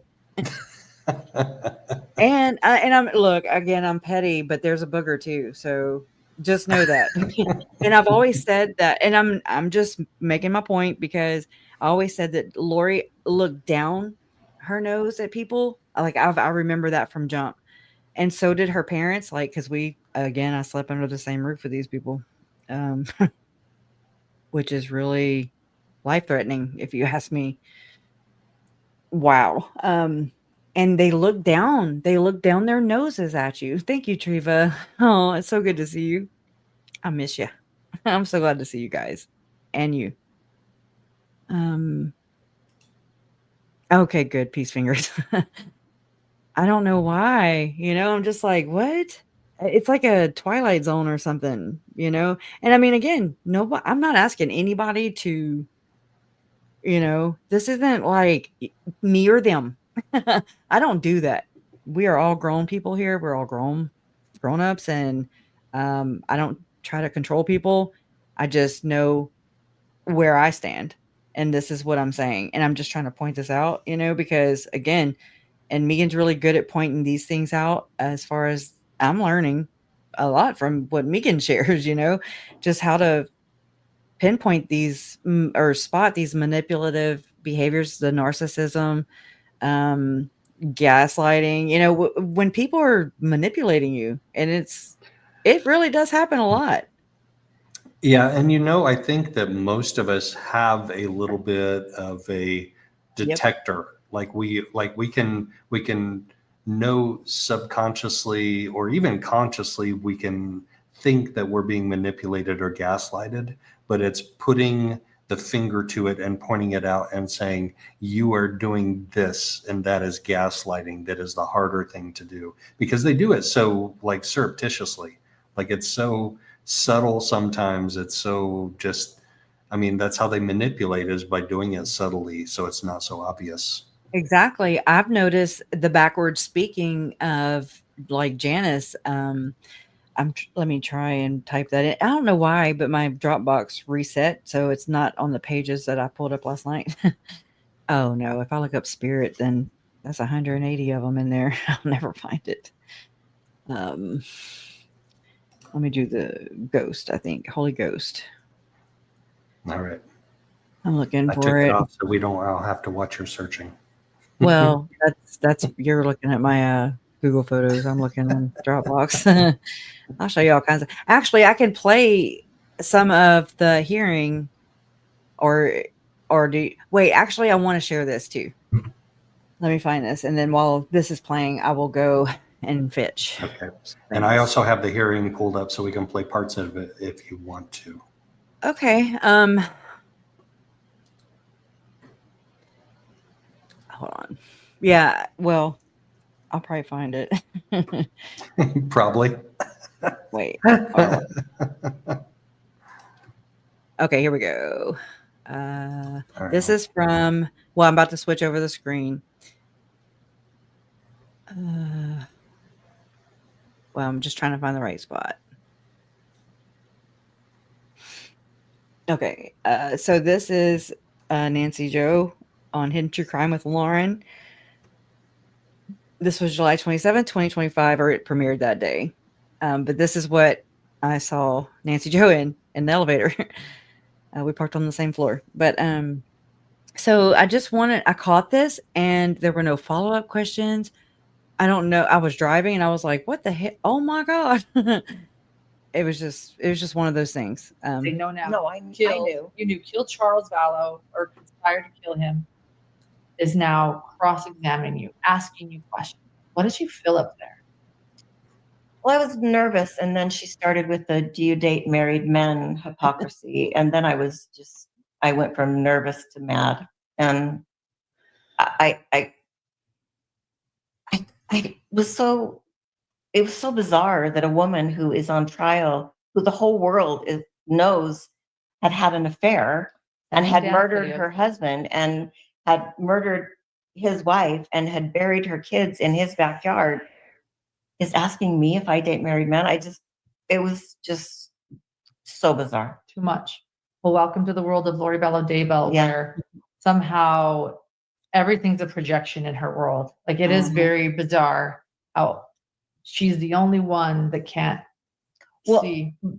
Questioning me that way was her undoing, because it took me from nervous to mad. So yeah. She didn't want to make me mad. It made me mad. So rightfully so. And she brought that. What was the question? Was that the question? Do you often, when you said do you date married men naturally?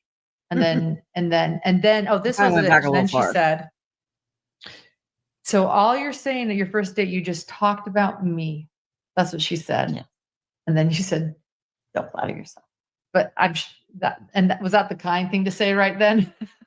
I didn't really care what the kind thing to say was. No, what I mean is, out of something else you could have said, you probably picked, don't flatter yourself. That was probably the kinder response, is what I meant. Let me clarify. Yeah. I thought it was brilliant. So did the world.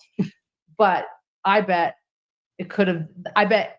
but something else you could have said, that was the kinder option. Does that make sense? Well, when she was persisting in what did we talk about, I wanted to say, we didn't talk about anything that you would want to hear. It was nothing that you want to hear me repeat to you.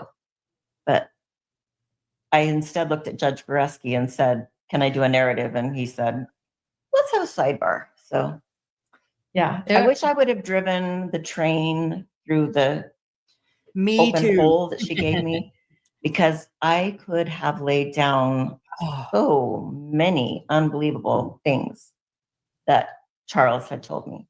Oh, that you and Alex were trying to kill him, that you were having an affair with Chad Daybell, that he knew you were sending him videos, that he knew you had written a false email, that he suspected that you had had something to do with Joe Ryan's death.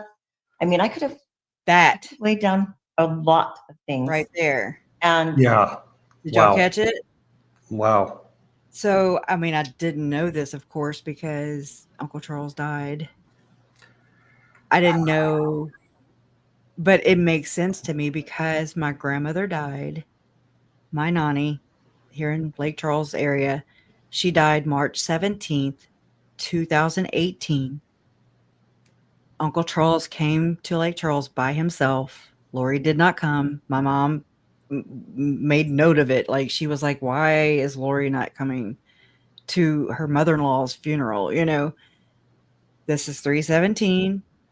He was here for a few days. I mean, I don't know if it was exactly 3/17. That's the day my grandma died. So I doubt he, got here from Arizona Right. like that. But hold on. She Mhm. didn't go to No. that funeral, Right. and Melanie Boudreau did not go to Brandon's grandfather's funeral, right? Correct. Hmm. What She's just like her fake mommy. I don't know. she They're one man. and of the same, But okay, so here it is, mid-March, and then Joe Ryan's body was found in advanced decomposed. Am I saying decompose or decomposition? I don't know. Decomposed state, I'm having my. in a state of advanced decomposition. There you go. Thank you. So he was found like that on April 3rd, 2018. You do the math. I believe that's when it happened. I've kind of suspected that. I've shared that before. Just saying.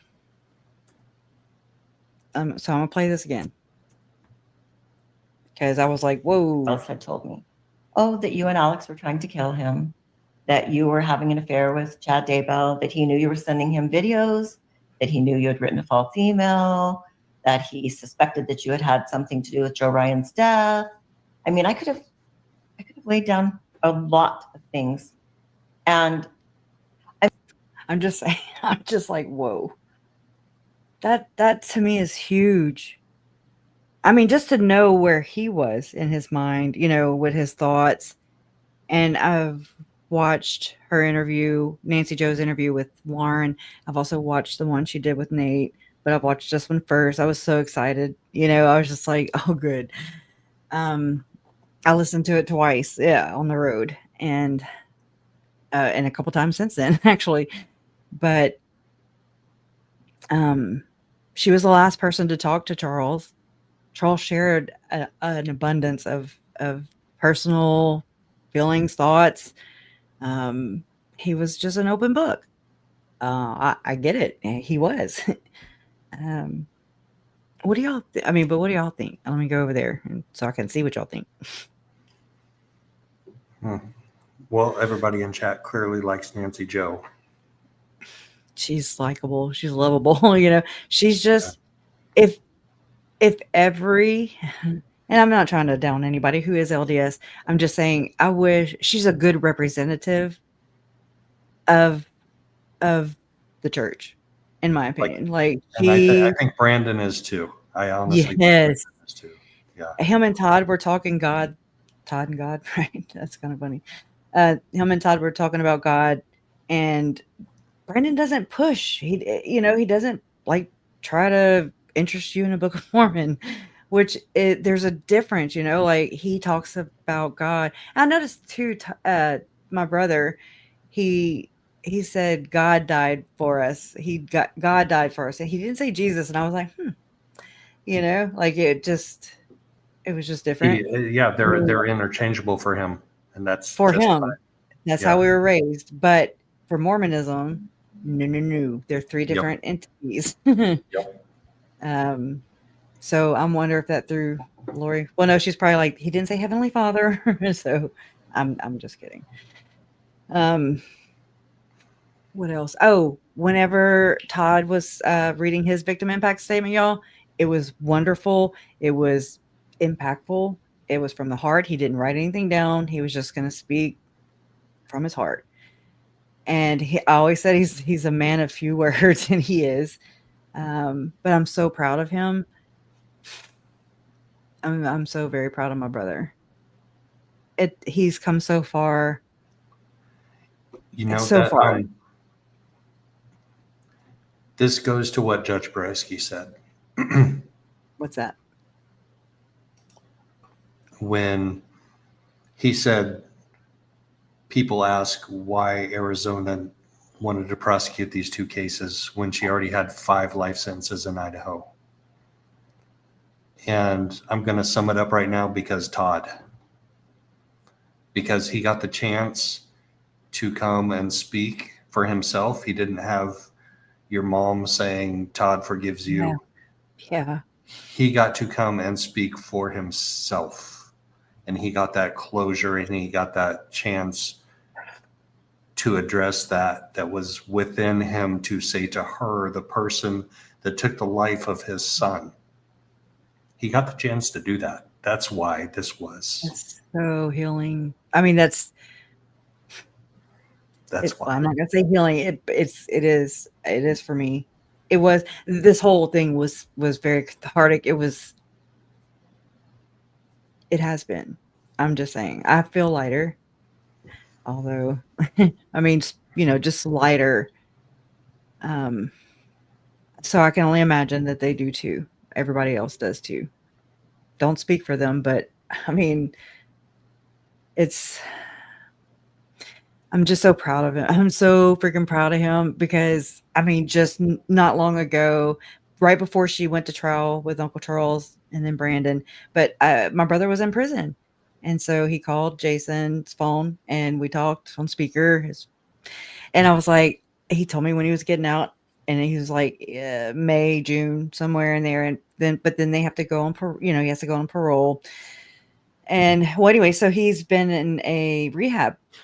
He's in a program right now. And so he was able to get a 36-hour leave. And so mom, but I mean, she like the next morning after the sentencing, so the 26th, maybe, she had already dropped Todd off back in North Louisiana. And I'm just like, damn, jet setter, like she was on this. And I think it was good for her too, for him to be there. I really do. I think that, I don't know. It just is the sense I got. But so Todd was talking about how he's saying, Lori, I've been in prison too, and you have 23 hours a day to relive those things. Oh, I can't. I suck at quoting people, but something along those lines. And Lori, unfortunately, I was like, because I'm looking at her face, she stared at us the whole effing time. But so she's like nodding in agreement, with Todd. And I'm just like, no, bitch, you don't get to relate here. Okay. No. You're missing. Never mind. It's just gone. Like, this isn't to validate you, hooker. This is not what this is for. And that's like, she did that with Colby. She at first, right, and then she stopped shaking her. She stopped doing her facial expressions, and at least they weren't as many. She was more still for Colby's.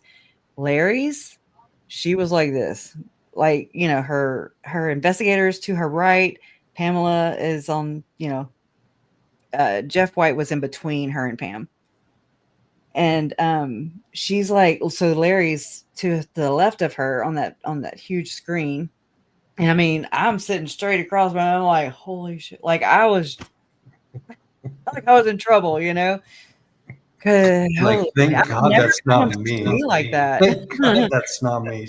He's Well, because yelling at. Colby didn't show up on the screen, but he said that he forgot to turn the judge said, unmute, and so he did, but he didn't turn his camera on. I thought maybe he was in the hospital, so he didn't want to, I don't know. I thought it was just personal choice or preference, but he just didn't know, so he rolled with it. So we didn't see Colby on that screen. So when Larry's up there, I'm like, whoa, he's in our laps, but he's really in her lap. But Larry's to the left of Lori, and so, I mean, she reacted the most to Larry's. I'll say that's my take on it. And he was like murderous, and she looked to the left, so there's nobody on the left of her, and so she just kind of she didn't like it. But then like when he said that she poisoned him, she loves to look at her investigator. She loves to look at Pam. She loves to just throw those smirks and the jerks, like she said my uncle was. She was like, he's smirky and jerky. That's Lori. She's a projector.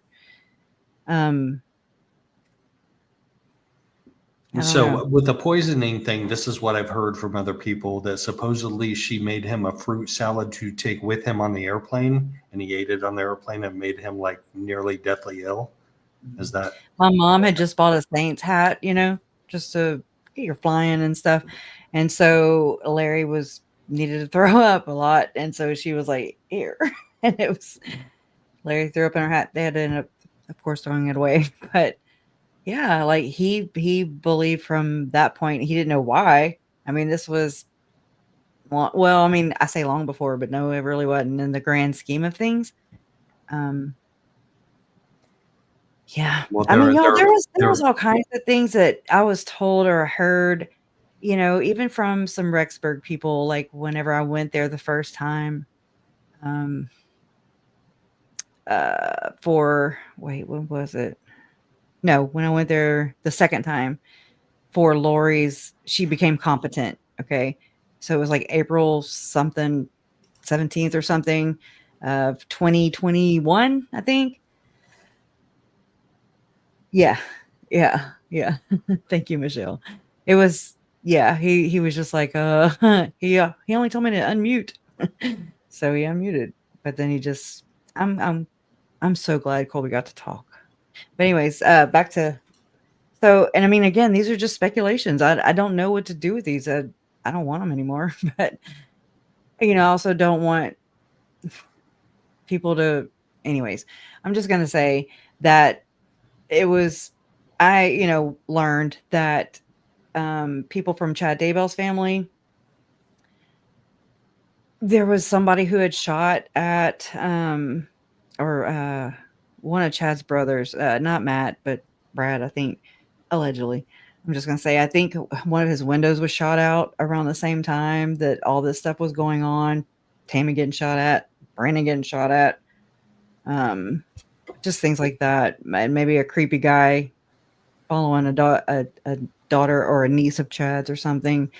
Again, I don't pry. If people want to say something, they'll catch my attention, and it's just kind of some things, and I'm just like, this is, and they didn't come forward with it because they didn't want to, like, allegedly put themselves out there, because right. There are so many questionable circumstances too. Like you have Joe Ryan's death, questionable, and then you have Tylee, who was always sick with what was it? Pancreatitis. So could that have been caused by something that she was being poisoned with, or? And then Charles, so I was listening to Leah Satili's book again, When the Moon Turned Blood, and it's about the Daybell case. And I mean, God, it was a long book, but I was driving. And so I was just I like to refamiliarize myself with I like her book. I love her book. She's a good writer. She told this story really well. She went really deep into the prepper part of it and the apocalyptic part of Chad Daybell's belief and Lori's beliefs too. But anyway, so she refreshed my memory as far as like Christina Atwood said that Lori crushed up 10 Xanax pills and put them in Charles's shakes, you know. Oh, that's right. Mm-hmm. That's right. He had his And my two cousins, Zach and Cole, Charles's older sons, they reported back to their mom back, you know, when they were kids that, and they said mom, Lori and dad, you know, give us green lunestas or whatever NyQuil pills to go to sleep. So I mean, this is kind of a Is that's what she you the get. one that is? Like, She's the one that would put whiskey in her baby's bottle to get the baby. not well. Look, I'm just now remembering another one. Whenever JJ's babysitter from care.com went to visit, or I'm sorry, went to babysit JJ, whenever Alex and Lori went to the airport in Idaho Falls to pick up Melanie Gibb, who flew in on a Thursday. So she told the babysitter to give JJ one of his pills. Sometimes she gives them to him whenever he's getting on her nerves, basically. And so we know that Lori never got his what do you call it? Risperidol filled. So what was she giving him exactly? Was it melatonin? Was it not? It probably wasn't. The boy had GHB in his system, by the way. So there's that. We don't know what Tylee had in her system. We don't know if anything sexual happened to Tylee. We don't know where the rest of Tylee is. First off, there's that. I don't think they were murdered in those apartments. I'm sorry. Call me a skeptic. Just don't see where dismemberment can take place. Anyways, Right. I know it could happen to Chad's. I get it. But And I still say Larry is suspicious too, because he mentioned in his statement, "Were you dancing around the fire?" Amen. You tell me that's not a Cole reference. That is ritualistic as the day is long. That was good too. That was so powerful for me. Like I was just like, yeah, yes. He went right on past to her sick dancing on the poles for Chad, but no, it wasn't the poles. She was dancing. She had mirrors facing each other, even, you know, in her little dance room, and she's dancing to what, Christian rock or something. That's stupid. Christian. By the way, I texted Lauren and she said we're okay to keep playing her interview with Nancy Joe without getting copyright stricken. It's a good interview. It really is. Shall we keep playing it? Played it. I mean, I just need you to. There we go. Remove it. Okay.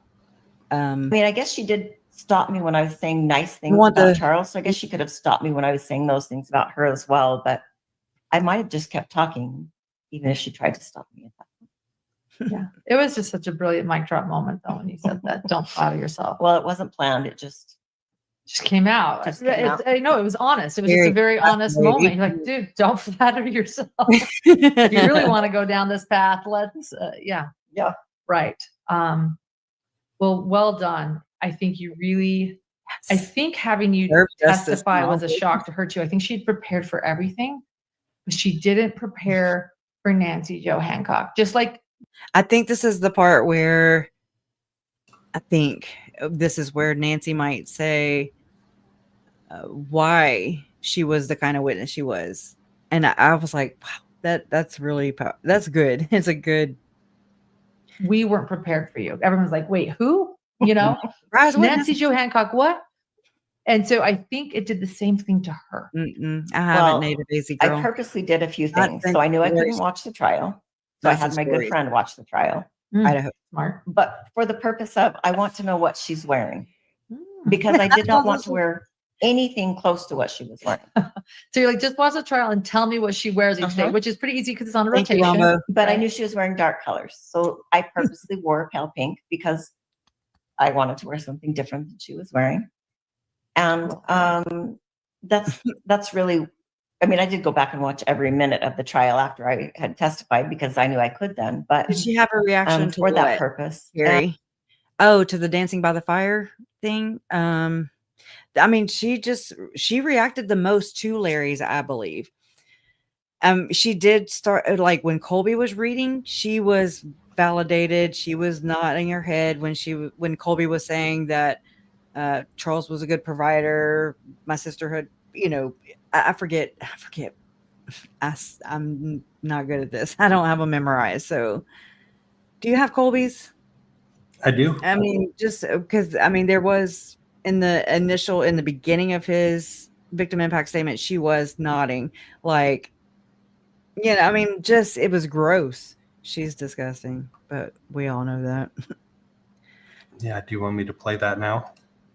Yeah, that way we can. He was first, so I may have to like do a little bit of bloop bloop forward or backwards to Bloop bloop. bloop bloop. Y'all did notice the nods, yeah. And her face is what I picture mine to be because I'm a dead giveaway. I'd have to wear like a pillowcase, and then maybe I'd be safe. But I was so scared to go to Idaho trial. Just that was my first time ever being in a trial. First off, but I was not far from Lori, and it was just like I was like screaming in my head, like, "Why are we here?" And we made some weird eye contact. It was very long and awkward, but I kind of just stared through her. I kind of like zoned out or went into it was weird again. And then after that, she didn't want to be there anymore. That was the day that the kids' autopsy photos were shown. And again, I'm not taking credit. I'm just saying, I wonder if she saw my family members in my eyes. I hope that I hell she did, because I'll tell you what I did do on purpose this time. She kept looking at us anyways, and I would lock eyes with her, and I would not break contact. I made that bitch break contact every time, and she did. She did. Just saying. I was like, F you with my eyeballs. Do you have it pulled up or no? Got it. Okay. Let's see if we're close.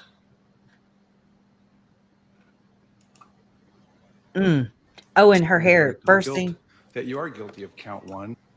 Hold on.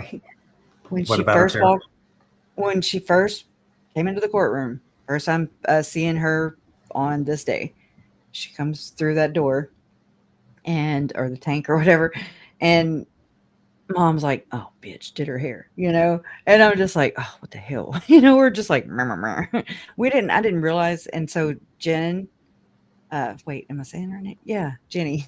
She kept covering the microphones that are right there all along the jury box, right? And so I forget about them. I'm just burr, burr, burr. And so she would have loved to hear those hot mic moments, though. We needed to hear those. Oh, it sucked. I'm like, and I didn't even realize I was on camera. I was just focused. I can't explain it. It was just like I knew I had a job to do, and I went in and I just didn't even think about it. I was actually. Megan had sent me part of she sent me her statement that she would make. And, about the devouring mother, I asked her about it. I was like, is there anything you'd want to throw in? I can maybe sprinkle it. And so I got it at 7:30 that morning. And because I was driving, getting ready, I'm not a I can't multitasker anymore. Not like I used to be. It was just too much going on. So I never could just sit there and do things, I couldn't just work. Excuse me. You and juror number 15, Carl, he couldn't do that either. He had to be on his phone. I still don't get that. I don't understand the judge allowing the jurors to have their phones in the jury box, but that's a whole nother issue. That's a whole nother issue. We're not going there. We'll go down here is where we'll go. Conspiracy to commit first-degree murder. Some of the next of kin and victims speak, starting with the 2021 matter. We would like to first call a couple of people who are speaking virtually. Larry Woodcock should be on, no? So it's going to be about a minute before they figure out that Colby's going to be the first All right. one. While we wait to get him, is Bobby Vallow on? All right. We're also saying that's not on. Susan Vallow? Have we allowed people in? Yeah, we did send. I'll be right back. I'm going to get some water. All right, They're hopping Colby on. Ryan, I think, is the only one. All right. Well, with that, Your Honor, so we'll start with the virtual. So since Colby is on right now, if we could have Colby Ryan speak first. All right, Mr. Ryan, if you want to unmute yourself. Yeah, I'm here. Go ahead, sir. All right. My name is Colby Ryan. I'm the son of Charles Vallow, the brother of Tylee Ryan and JJ Vallow. I'm here to tell you what I've lost. Not only are my father, sister, and brother gone, but so is my mother. Starting 6 years ago, the horror began. During the middle of my workday, I was alerted that my father had passed away from a heart attack. I spent the whole day at work in shock. I spoke to my mother and felt that I needed to come and stop by after my shift. After a long conversation, she hesitantly agreed. When I arrived at her house, I found out that what she had told me previously about the heart attack was not the case. My father had been shot and killed in what was labeled self-defense. I saw how my sister fell into my stomach with her emotions and sobbed. My brother JJ was asleep. Afterwards, I came home to my wife, and our young baby sat on the floor and completely broke down. My life would never be the same. My sister was caught up in the middle of this hell. She was only 16 years old. My little brother was barely 7. Within a few weeks, life continued to move quickly. My little brother, in just one day, had his father ripped away from him, and so did my sister. No matter how tough Tylee tried to be, she was scared, and I know she was scarred. She held a burden that no teenager should ever have to endure. My father, Charles Vallow, cared for his family. He took care of our family, and he made sure we had a good life. He was a very generous man, and would give you the shirt off of his back. Here's the reality. In January 2019, I was told by my mother, Lori Vallow, that my father had been unfaithful to her for years. I was just shocked by this news. And Lori's actions sold the story. I naively believed her and thought that my father betrayed my family. Little did I know it was my mother having the affair all along. So Kresha, Yeah. What are your thoughts on him calling Charles his father, even He always though did. even though we all know he wasn't his biological father, and not calling her his mother, calling her Lori Daybell? Like, what does that mean for Lori? I don't know. No, but for just in yeah, general. I'm just kind of saying, like, I that's what she pushed, though, too. Just know that now that I'm thinking about it, she pushed for him to be a father, but then she'd tear it down. Then she'd go and try and be the whole hero, the savior, the God complex. Y'all. That's what she does, and I mean, I always felt like that's what she did, like in all this, like she's got to be pitting them against one another because Charles, I mean, he's never said one ill word about Tylee or Colby or anyone else for that matter. I mean, I just don't see him being intentionally mean. I'm not saying that parents and their children don't have difficult relationships, because that would be a lie. Because relationships are difficult, especially when you are a hormonal teen, or if you're Charles and you're dealing with psychopath here, who's always creating chaos, or Tylee having to deal with chaos, but then wanting to take up for your mom. Like it's or Colby, I know that Colby and Charles got into it before. I mean, these things happen. I don't think he ever put his hands on them. Even Lori had said that. She said, "Oh, he almost did." I had to jump in between. And I'm just like, oh, yeah, okay. Thank you, Captain Save-A-Ho. She is so rich. But I always looked at Colby as if he was my cousin. I mean, our family's not like that. I never looked at them as step anything different, not a part of us, not our team, somebody else's team. No, that's not how I was raised. I was raised with stepfathers, step grandmothers, and grandfathers. I have extra sets of grandparents. It's been a blessing, and I think the more people you have to love a child, I mean, how good can that get? You know, I mean, that how much better can it get? That's ideal. I think that's the whole purpose. It's when people pit other people against one another, and I've experienced that in this arena, I guess you could say. You know, like Larry and Mom, mainly Larry, though, whenever he was saying, where are the kids? Where are the kids? Where are the kids? He didn't differentiate if Tylee was not his granddaughter. We know she's not. We know. Everybody knows. Everybody knows. But it's the whole, I don't know. It was just as weird. He looked at her that way. I looked at her more like she was a niece because she's the same age, or Tylee was in, but no, I'm trying to think of ages here.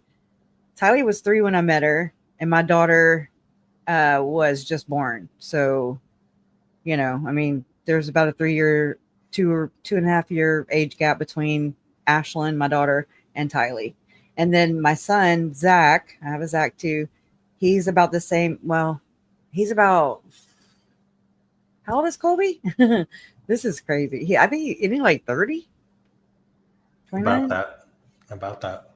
Because my son's 25. So I just don't, it seems like they were more close in age. But anyway, so I'm just saying, like, there was Zach, and then my Zach, you know, there's my cousin Zach, then my Zach, and then Cole, my other cousin, and Colby. Isn't that weird? Their names are kind of the same.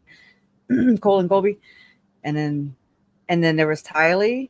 And then my little girl. I'm just saying they're about that generation, you know. So, and again, I didn't have nieces or nephews at that time.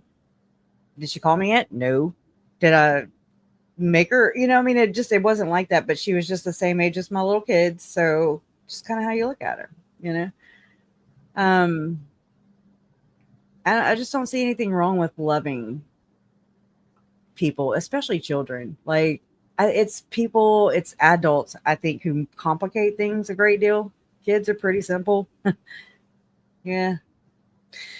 But I expect Colby to refer to Charles as his dad. I know exactly that feeling.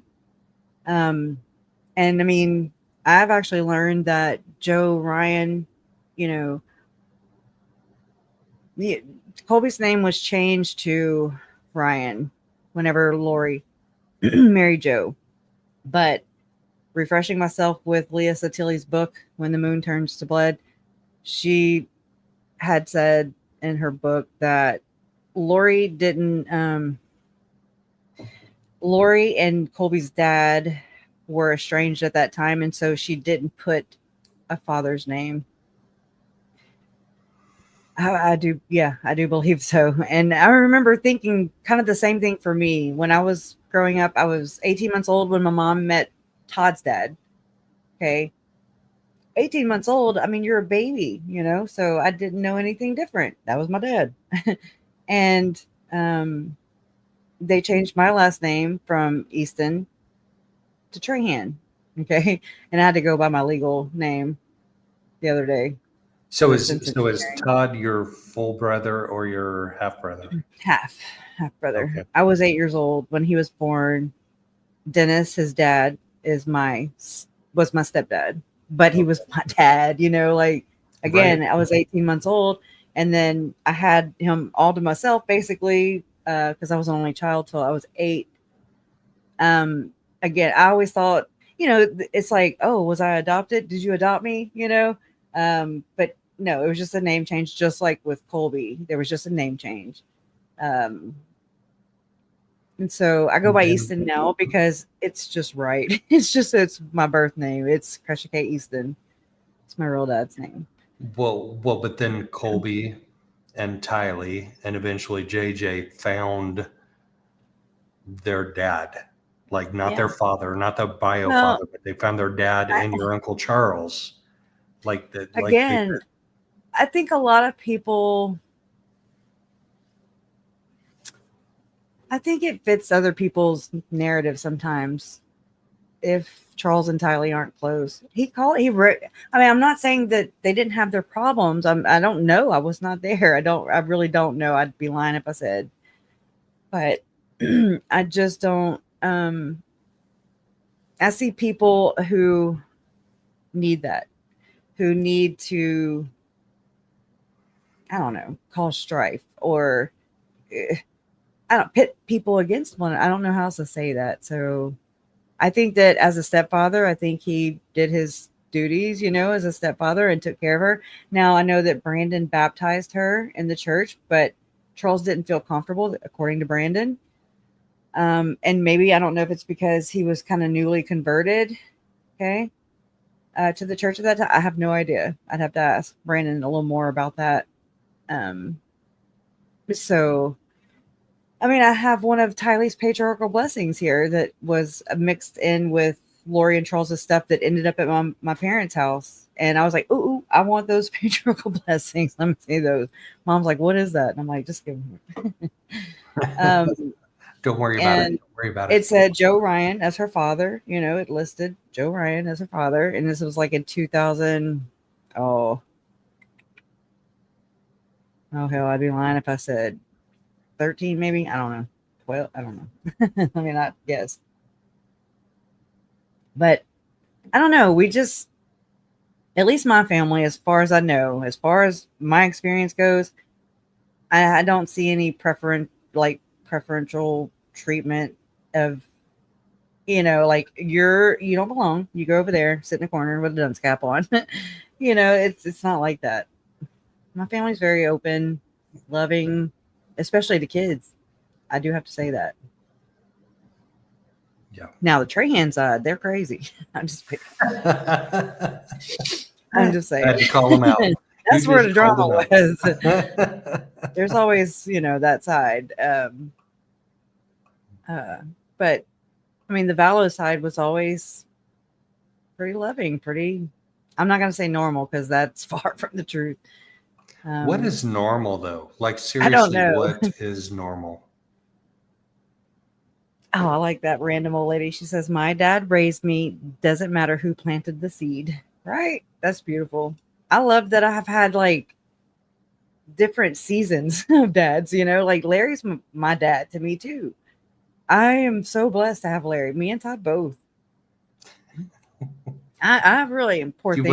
you want to tell everybody the story about when Larry came into the bar when you were drunk on the bar? Yep.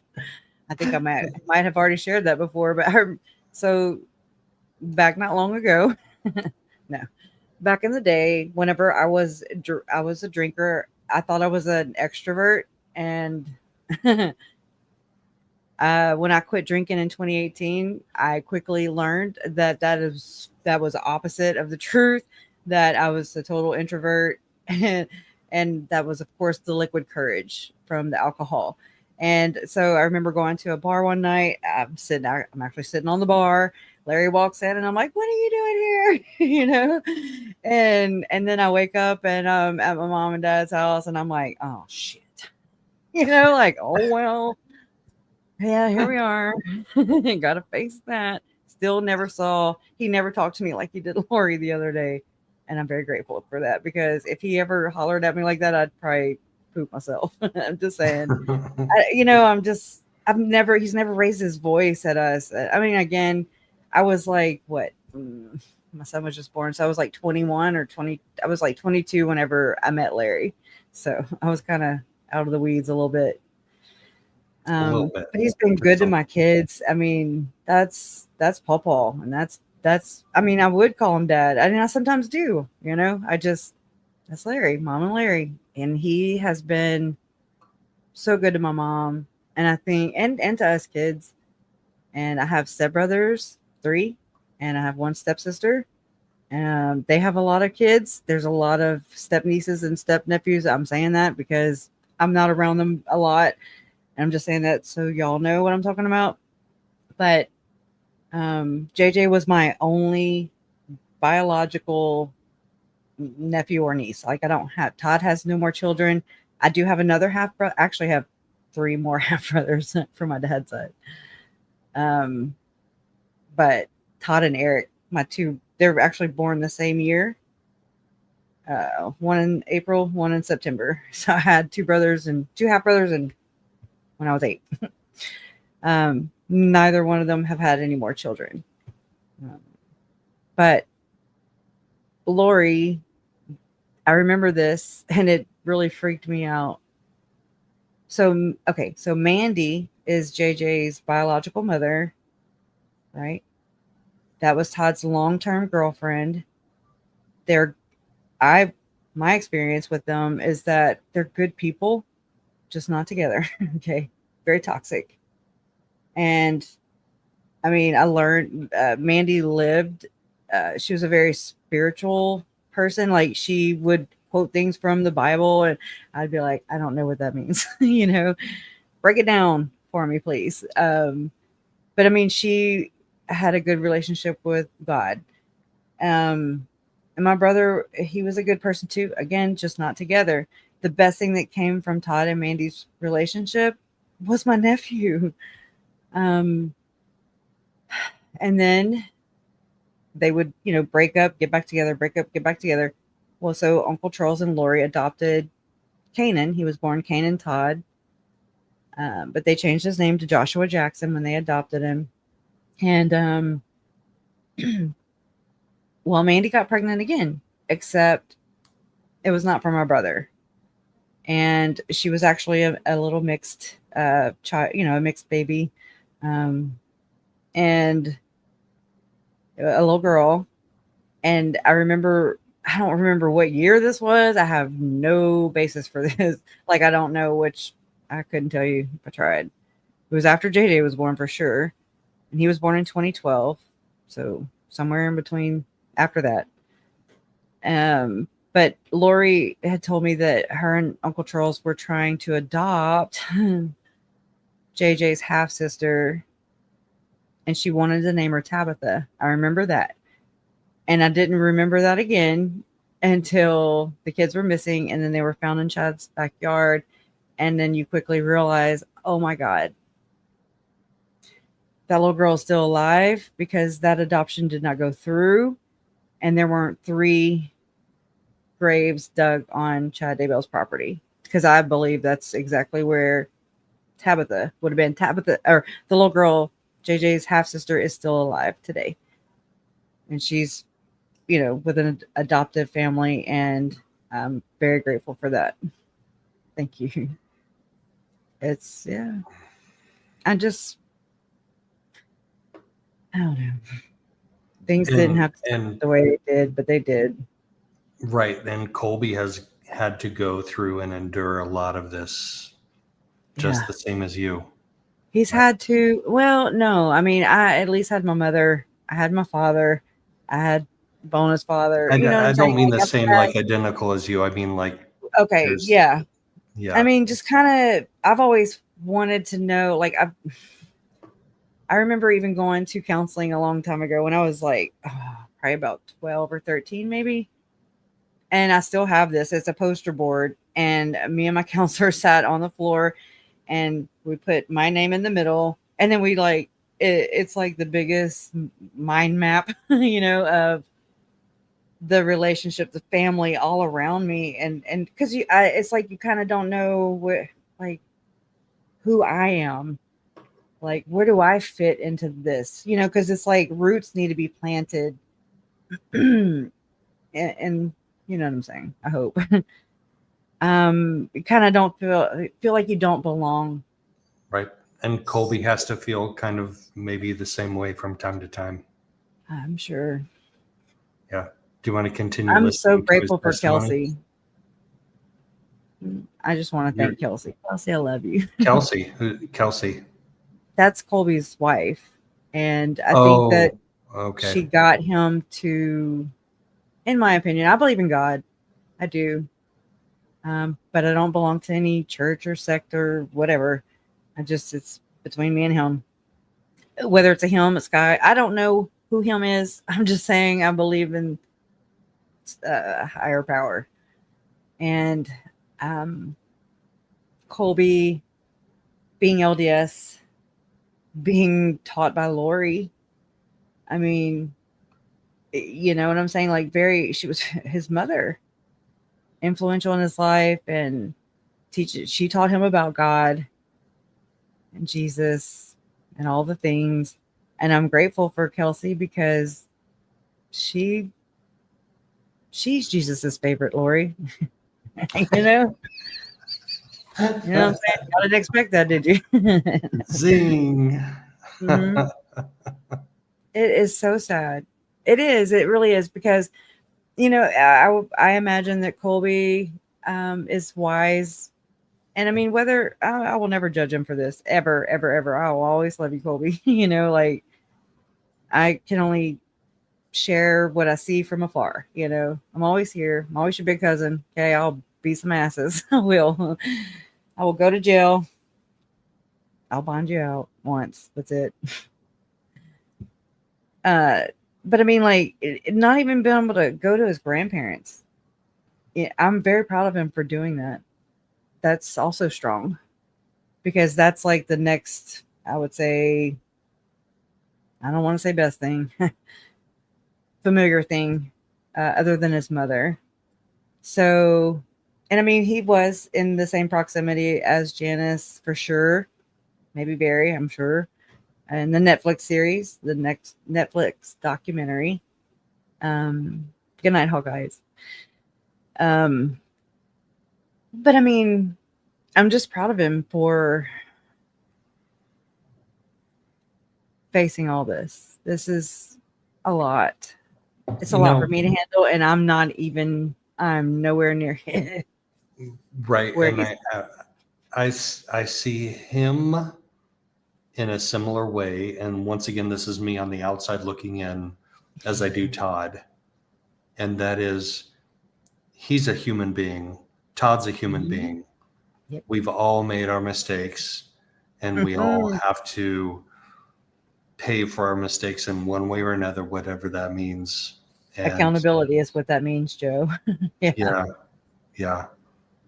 We all have to face the accountability. And I think that Todd and Colby have done an amazing job of facing the accountability for their past. Like, just as a human being, just as another man on this earth. Yeah. Yep. Yeah. I can appreciate that and respect that a lot. I really have always, like, again, when I was 8 years old when my brother was born. I was a lonely child. I had to have a vivid imagination and entertain myself and soothe even my own wounds inside, you know, like, just kind of self-soothe, you know, like, sometimes parents can be there physically, but they're not mentally there. And I don't think it's intentional. I really don't. I think it's generational, and it's a learned behavior, and you do what your parents taught you, and then you do that to your kids, and you're like, oh shit. Hopefully you say that.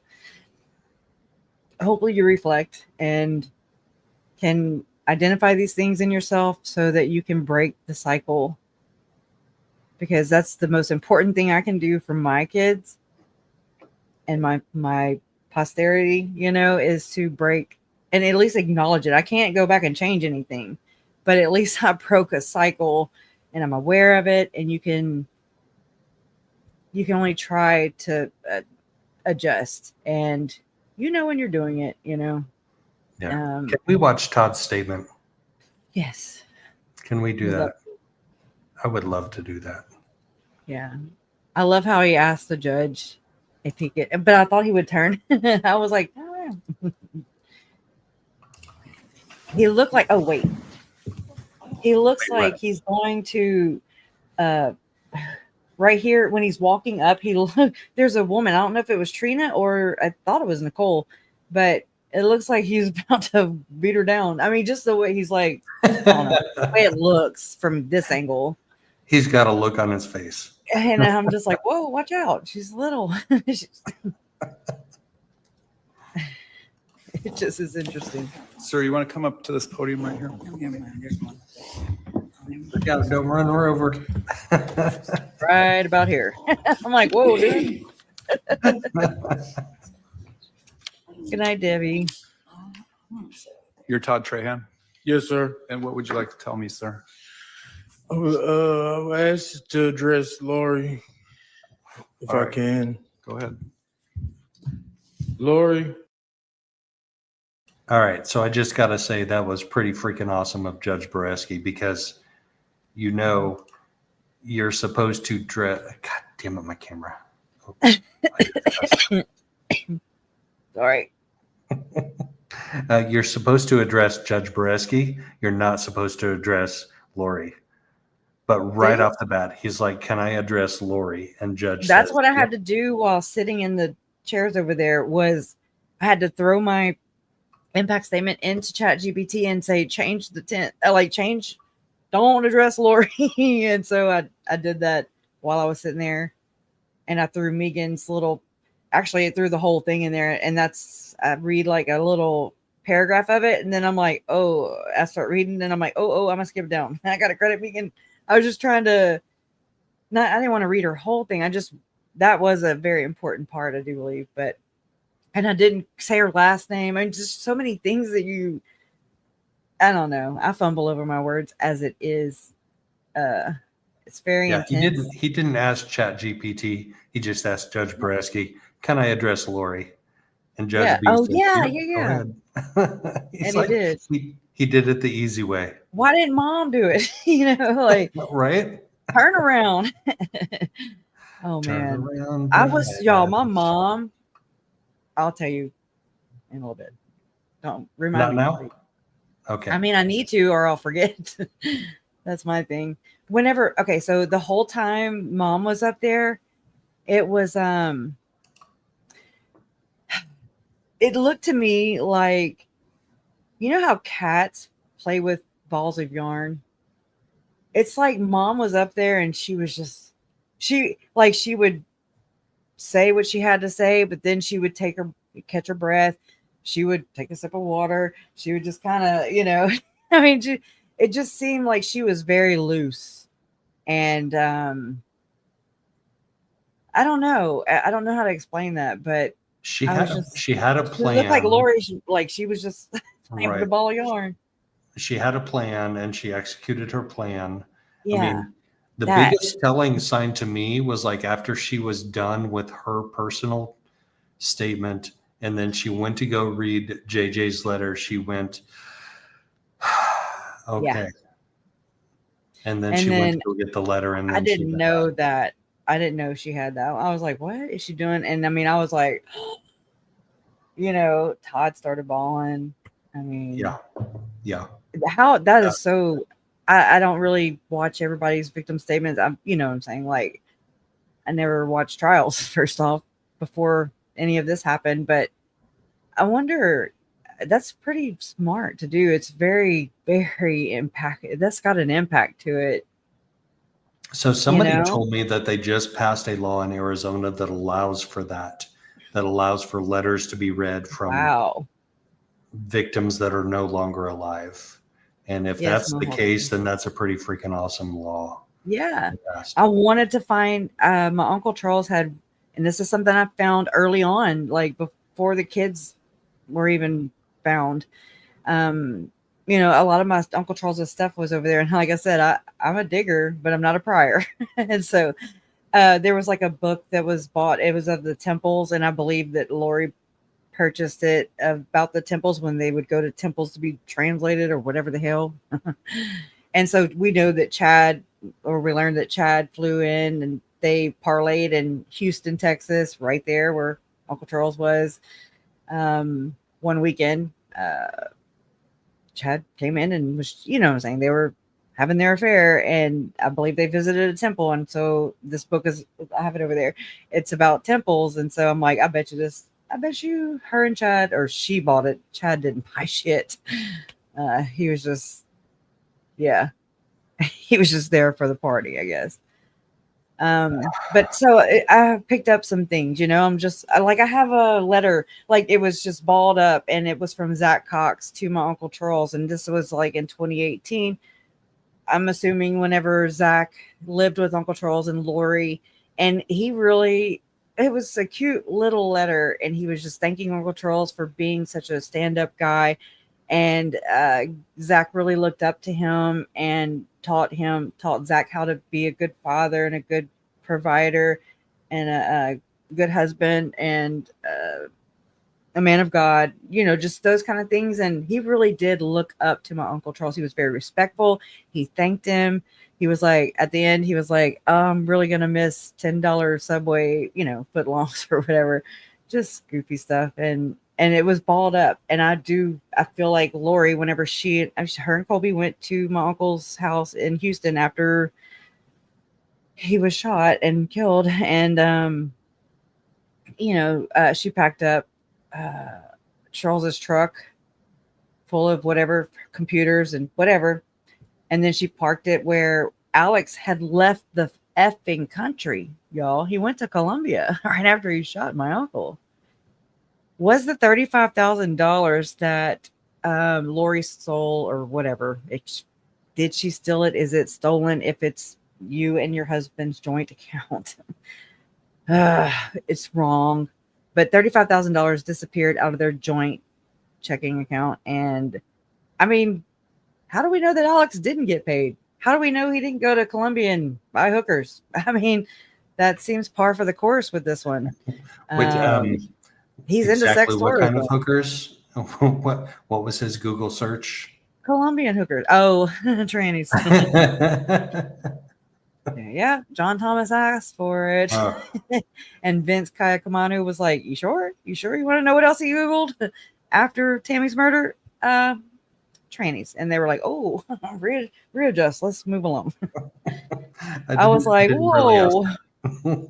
Yeah, it was wild. This is some wild people, y'all. But yeah, so Colombia, and I mean, I think Rex even admitted this a long time ago, if I'm remembering right. So just know I remember something along these lines about Rex maybe going. Alex would go to Colombia to find a wife, allegedly. That's the family story. And I remember somewhere down the line, Rex saying that he went too. And then I think about Tim Ballard and his whole sex trade, and anti-trafficking. Invert that, and it's trafficking. Anyways, not far from each other, in my opinion. All right, let me shut up. I'm hungry. I'm starting to ramble. Thank you, Danny. Glad you're back. Uncle Charles was a man of God, love. He knew God because he loved everybody around him. I trusted y'all with my family, the only son I had, because I couldn't give him the life that y'all could give him. I gave him up for y'all to raise him. I deal with the regret. I've dealt with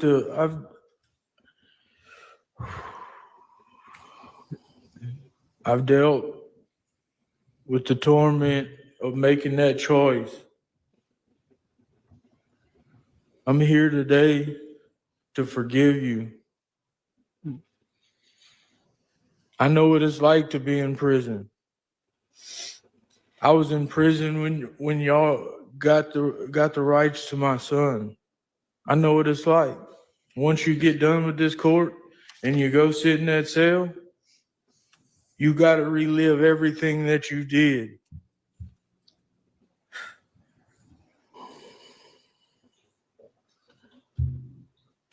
I hope for you that you understand the truth of what God did on the cross because God died not only for me, he died for the unlovable. People that the world thinks shouldn't, they judge.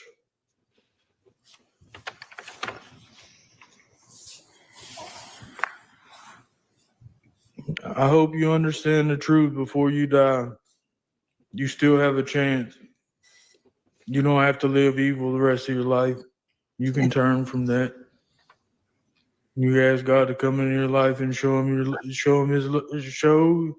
his love, and it'll transform you. I want to thank the court for letting me get up here and say these things. Thank you. Thank you, sir. I'm so proud of him. Give me our camera. All right, come on. No, Hey, get out of my frame. I'm just being- Get in your frame. Freeze frame. Yeah, I mean, he's straight to the point. But he's talking about prison. He's talking about, I know what it's like. And she's being validated. And I'm just like, shut up with your talking head, like, stop it, bobblehead. It's not to validate you. I don't believe she goes to her cell and reflects on anything. I think that missed her. And it continues to miss her. But like Todd said, she still has a chance. She doesn't have to be evil and live evil the rest of her life. And this is true. It's a choice and a consequence. And until that shelf breaks, she'll never come to terms with what she did. Ever. So it's sad because as a human being and somebody who believes in God, higher power, I believe that it's not too late for her, Chad, and I mean, in this story, right? It's never too late to confess, clean your heart, and accept Jesus or God, whatever, and change. Like, but you have to want that. You have to see something wrong with yourself. And I think that Lori is absent of that. I don't know how did she fake that? Like, what is that? Is that the chameleon part? I mean, because she looked like she had empathy to me. She showed emotion, but was she narcissistic all the time? I really question these things. Like, I don't know. Does it get worse? I don't know. That's what I need, Megan. Yeah, I have questions for Megan too. Maybe she can answer them for all of us, because I have questions about forgiveness, about really horrible, evil things that people have done. Joe, forgiveness is about you. It's not about her. No, not me forgiving her. I'm talking about her. Like Todd. Yeah. Like Todd forgiving her. That's for them. That's for him. Right. No, right. No, what I'm talking about is if she ever does come to Jesus, if she ever does have that come to Jesus moment. Yes, like a real life, oh man, I want to confess my sins type of thing. Yeah. Like supposedly Jeffrey Dahmer had in prison before he was brutally raped by a mop and unalived. And I know. I mean, this has kind of been my way. Maybe this will help you. I don't know. Maybe I'm very backwards. Could be it too.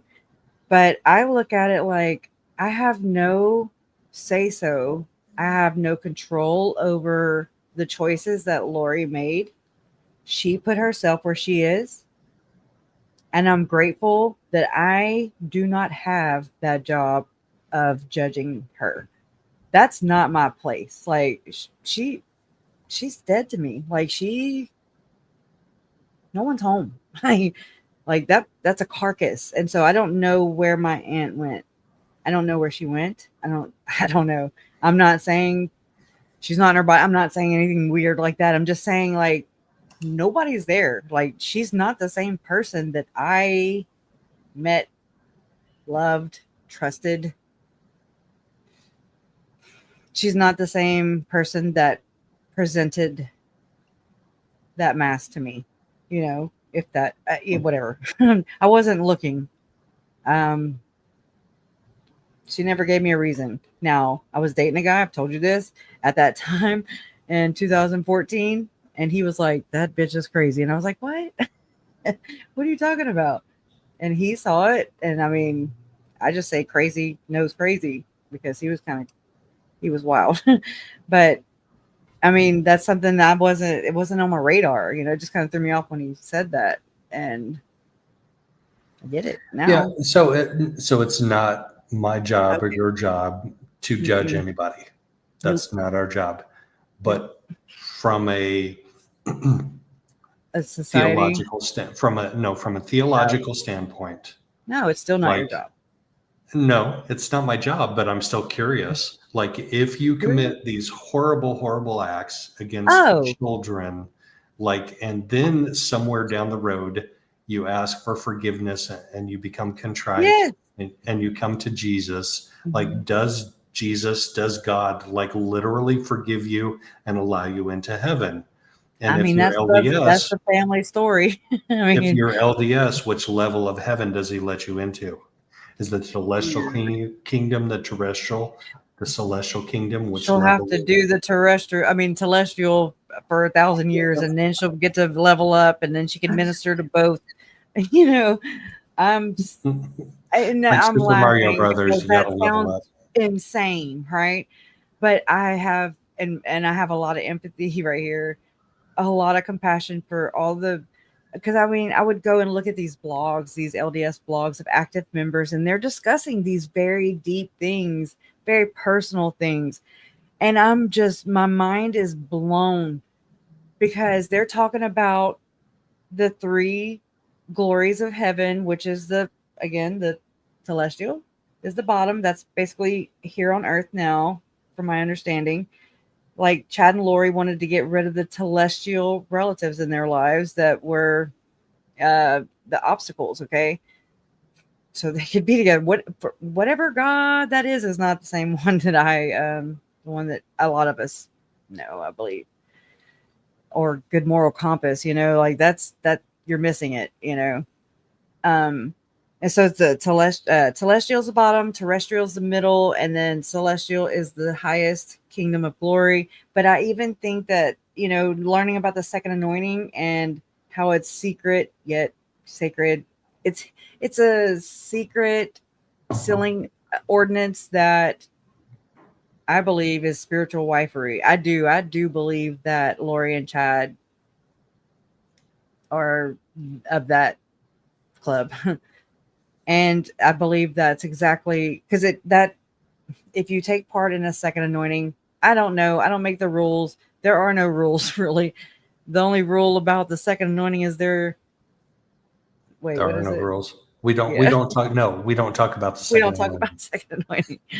Fight Club, you know, like that's it. Like, and it's so secretive and it's kept away from general membership. So a lot of people don't know this. I didn't know this. I didn't know that Latter-day Saints members, you know, I didn't know that there was a church house, a meeting house. And then there's the Temple Mormons. Okay. That's Lori and all her casting out friends and, you know, Melanie Gibb. And no, I mean, Tammy was a member too. Brandon is too. I mean, you strive to be a temple worthy, they say. There's two different things going on here for sure in looking through that lens. So you have your general membership who are just, I think, probably, that's because I don't want to offend anybody, because that's not a good way to say that, because I think Brandon's a beautiful person. You know, I think Nancy Joe's a beautiful person. They show it. They show by example. They exhibit the qualities that I believe make them godly people. You know, Uncle Charles did the same thing. Anyways, not perfect. Just saying, you know, this is kind of how I'm looking at it, or I'm trying to. But spiritual wifery is polygamy. And I think that's what happened. I think that's what had to have happened in order for Lori to say all the things that she said to my uncle. I'm a god, or goddess. I'm a leader of the 144,000. The world's going to end next year. Ushering in the second coming of Jesus Christ. I'm exalted. I don't have to eat, sleep. Translated beings. I've looked all this stuff up. And it is part of the 144,000 that LDS do teach. It's in the Bible too. So long as it's translated correctly. But she was exalted in her mind. She maybe went through I'm thinking she went through an ordinance with Chad. And I think that's detailed in the James and Elena story. Chad details it. It's gross. Wine fire is born. It's fucking nasty.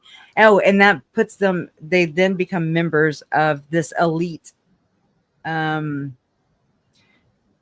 you're going to make it to the new world. Okay, the new Zion, the new Jerusalem. You got your 2 tickets to paradise. You're exalted. You got in. And it is in this lifetime. And I don't think it's heaven. I think it's something more sinister than that. But that's me. So I've tracked these people down. Yeah, you know what the main difference is between all of these contortions, and I'm going to call it theological twister. They're playing twister. They're like, you put your left arm here, and you put your right leg there, and you put your right arm there, and you put your left leg there, and then maybe you can win.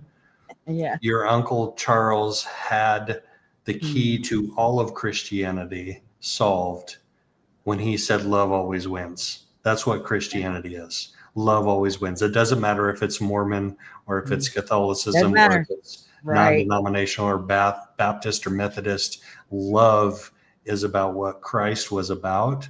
Right. And when people like Chad and Lori made it so you had to contort yourselves to be able to fit into their exaltation, their level of exaltation and glory, it's like it messed everything up. And they're so tightly wound, like that's perfect. That's perfect. Because they are so, and I've had that same kind of thought with like Ruby and Jody and Lori and Chad and Alex and Melanie and Zelena, all these people that are LDS, going to the temple recommend holding active members of the church, tithe paying, all that stuff. Okay. They teach children. I mean, that's scary as all get out. Okay. My thing. Oh man. I forgot. They're contorting themselves to try and achieve they're perfection. like a busted can of biscuit. Like they're just ready to go pop. And so I'm waiting on the next one. It's like a whack-a-mole, you're just like, oh, got James Craig. And I'm not, this is everywhere. And it's not, look, I did hear Nancy Joe say something about how, and I understand, I get what she's saying about, you don't hear when these crimes happen, oh, it was a Catholic man, killed his wife, or what, oh, he was LDS.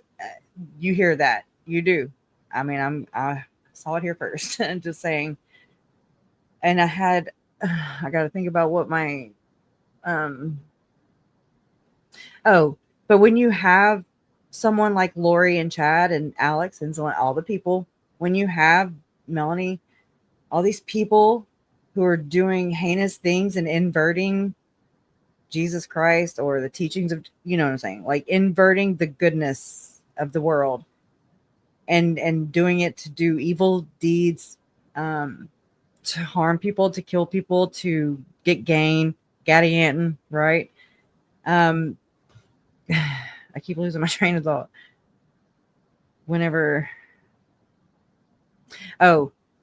You can't say that Lori and Chad and them are a cult and not have the religion be brought into it. Like that's, you can't. But that's something that Chad and Lori and company did. Yeah. And you can talk about the sex, and you can talk about the money, you can talk about the life insurance policies, but none of that would have resulted in what it resulted in without. You have to have that it's the driver. It is the vehicle. I'm sorry, the vehicle that gets that person there. And I've learned that because of like Sean Diddy Combs, in my opinion. He uses hip hop and fame. Okay. That's his church, so to speak.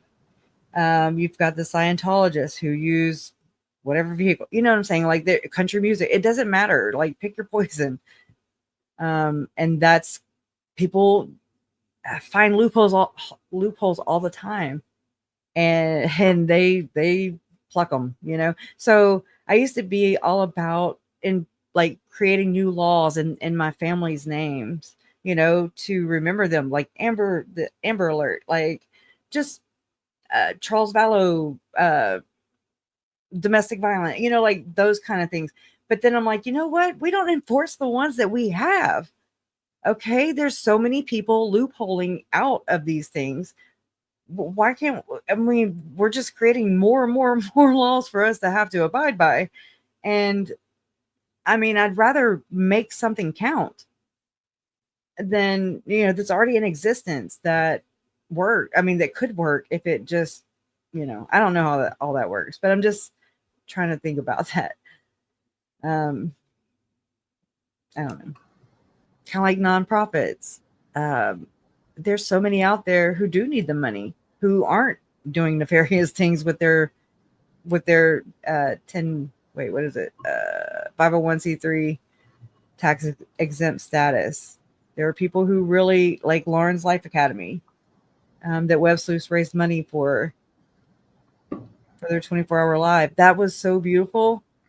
And to hear Margaret Trevelyan, she's I forget, not CEO, but she's over Lauren's Life Academy where JJ went to school.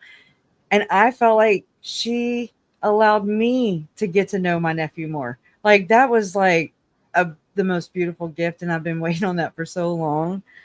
Just she humanized him so much. And I could And picture your uncle Charles as well. And yes, like, and she kind of confirmed how she said it, Lori, the family was fine until it wasn't fine. Like it just, I don't know. And so that's been my experience too. Like Megan's experience has been Lori her whole life, but I didn't know Lori her whole life, you know? So I don't doubt that. And then learning all these things in hindsight has been alarming. And it's like trying to drink water out of a fire hydrant, fire hose or whatever, while doing a keg stand, you know, like it's crazy. And you'll drown in it. But it has, and I mean, this is something that I had a dream, right? I'm Julie Rowe. I'm just saying I had a dream not long, I want to say it was after the kids were found, but anyway, so it was my Uncle Charles.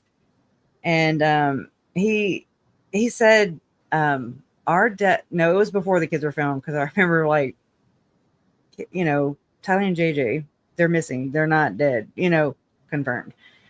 But in my dream, he said, our deaths will uncover something far more dark and far more sinister. And I remember waking up and I was just like thinking to myself, you know, how you're just kind of coming to, and I was just like, zombies and zombies, you know, it's pretty damn dark. And then I started I started peeling back more and more of this. Wait, no, Mormonism layer. you can't just go on past that. I did it. Like, I did it. say it again. Mm-hmm. This was in a dream, and this is your Uncle Charles speaking. Our deaths will. Mm-hmm. I don't talk like it's hard for me to pronounce like these things. Was together. he speaking to you, or was he just like saying something? He was. I mean, I I don't remember seeing him, or you know, like I just know. Oh, I have a voice right. like Chad. Oh shit! Right. And it's Uncle Charles. Oh God! I know I'm picking. But yeah, I mean, I just remember his voice. He has a very distinct voice, you know, and he just said, our deaths will uncover something far more dark, far more sinister. And that was it. And I woke up and I thought about zombies, and I was like, that's pretty effing dark. Okay. And then I saw stories about Operation Underground Railroad. I saw stories about David Hamblin and the murderous, child abusing, ritualistic, cannibalistic cult right there in southern Utah where Chad came from. You found the Chad paste Canyon. memo. There's so, I mean, and I'm just a drop in a bucket, right? I mean, there's so many people who have been harmed by these systems. There's so many people who are still being harmed by these systems. My family is in this unfortunate statistic now, you know, like they've been harmed by people using faith. It doesn't matter what faith, it's all of God, allegedly, right? Like, I just want to be a human. I don't want to belong to, I don't know. I think that's where, this is just my opinion. I'm not, anyways, just know I'm saying it with a genuine heart, but I think Mormonism does a really great job of intertwining God with the church. They intertwine that with Joseph Smith. So when people have a faith crisis and they leave the church and they really see it for what it is, the system that is just not about forever families, eternal families, not about eternal marriages, that is all about money and real estate and how tall they can put a fucking temple in a town that is just like, what? They're very disrespectful people in the leadership for sure. But where was I going with that? I do this a lot. I ran off with the damn temple height. You can tell I've been watching Mormonish, right? Oh, they intertwine it so good, so well, that when a person does leave the church, they leave God too. And so that's a victory for Satan. So, I mean, it's a victory, you know, because it pulls people away from God, period. You don't have to have a middleman. You don't have to have a church. There's no true church here on earth. True church is you. It's your heart. God knows your heart. Love always wins. God is love. Love always wins. It's very simple. God is not complicated. People complicate things. People like to control other people through force, fear, money. It's just manipulation, exploitation. Right. I hate that. That hurts my heart. The Mormon church is like really good at that, because if you have to pay 10%.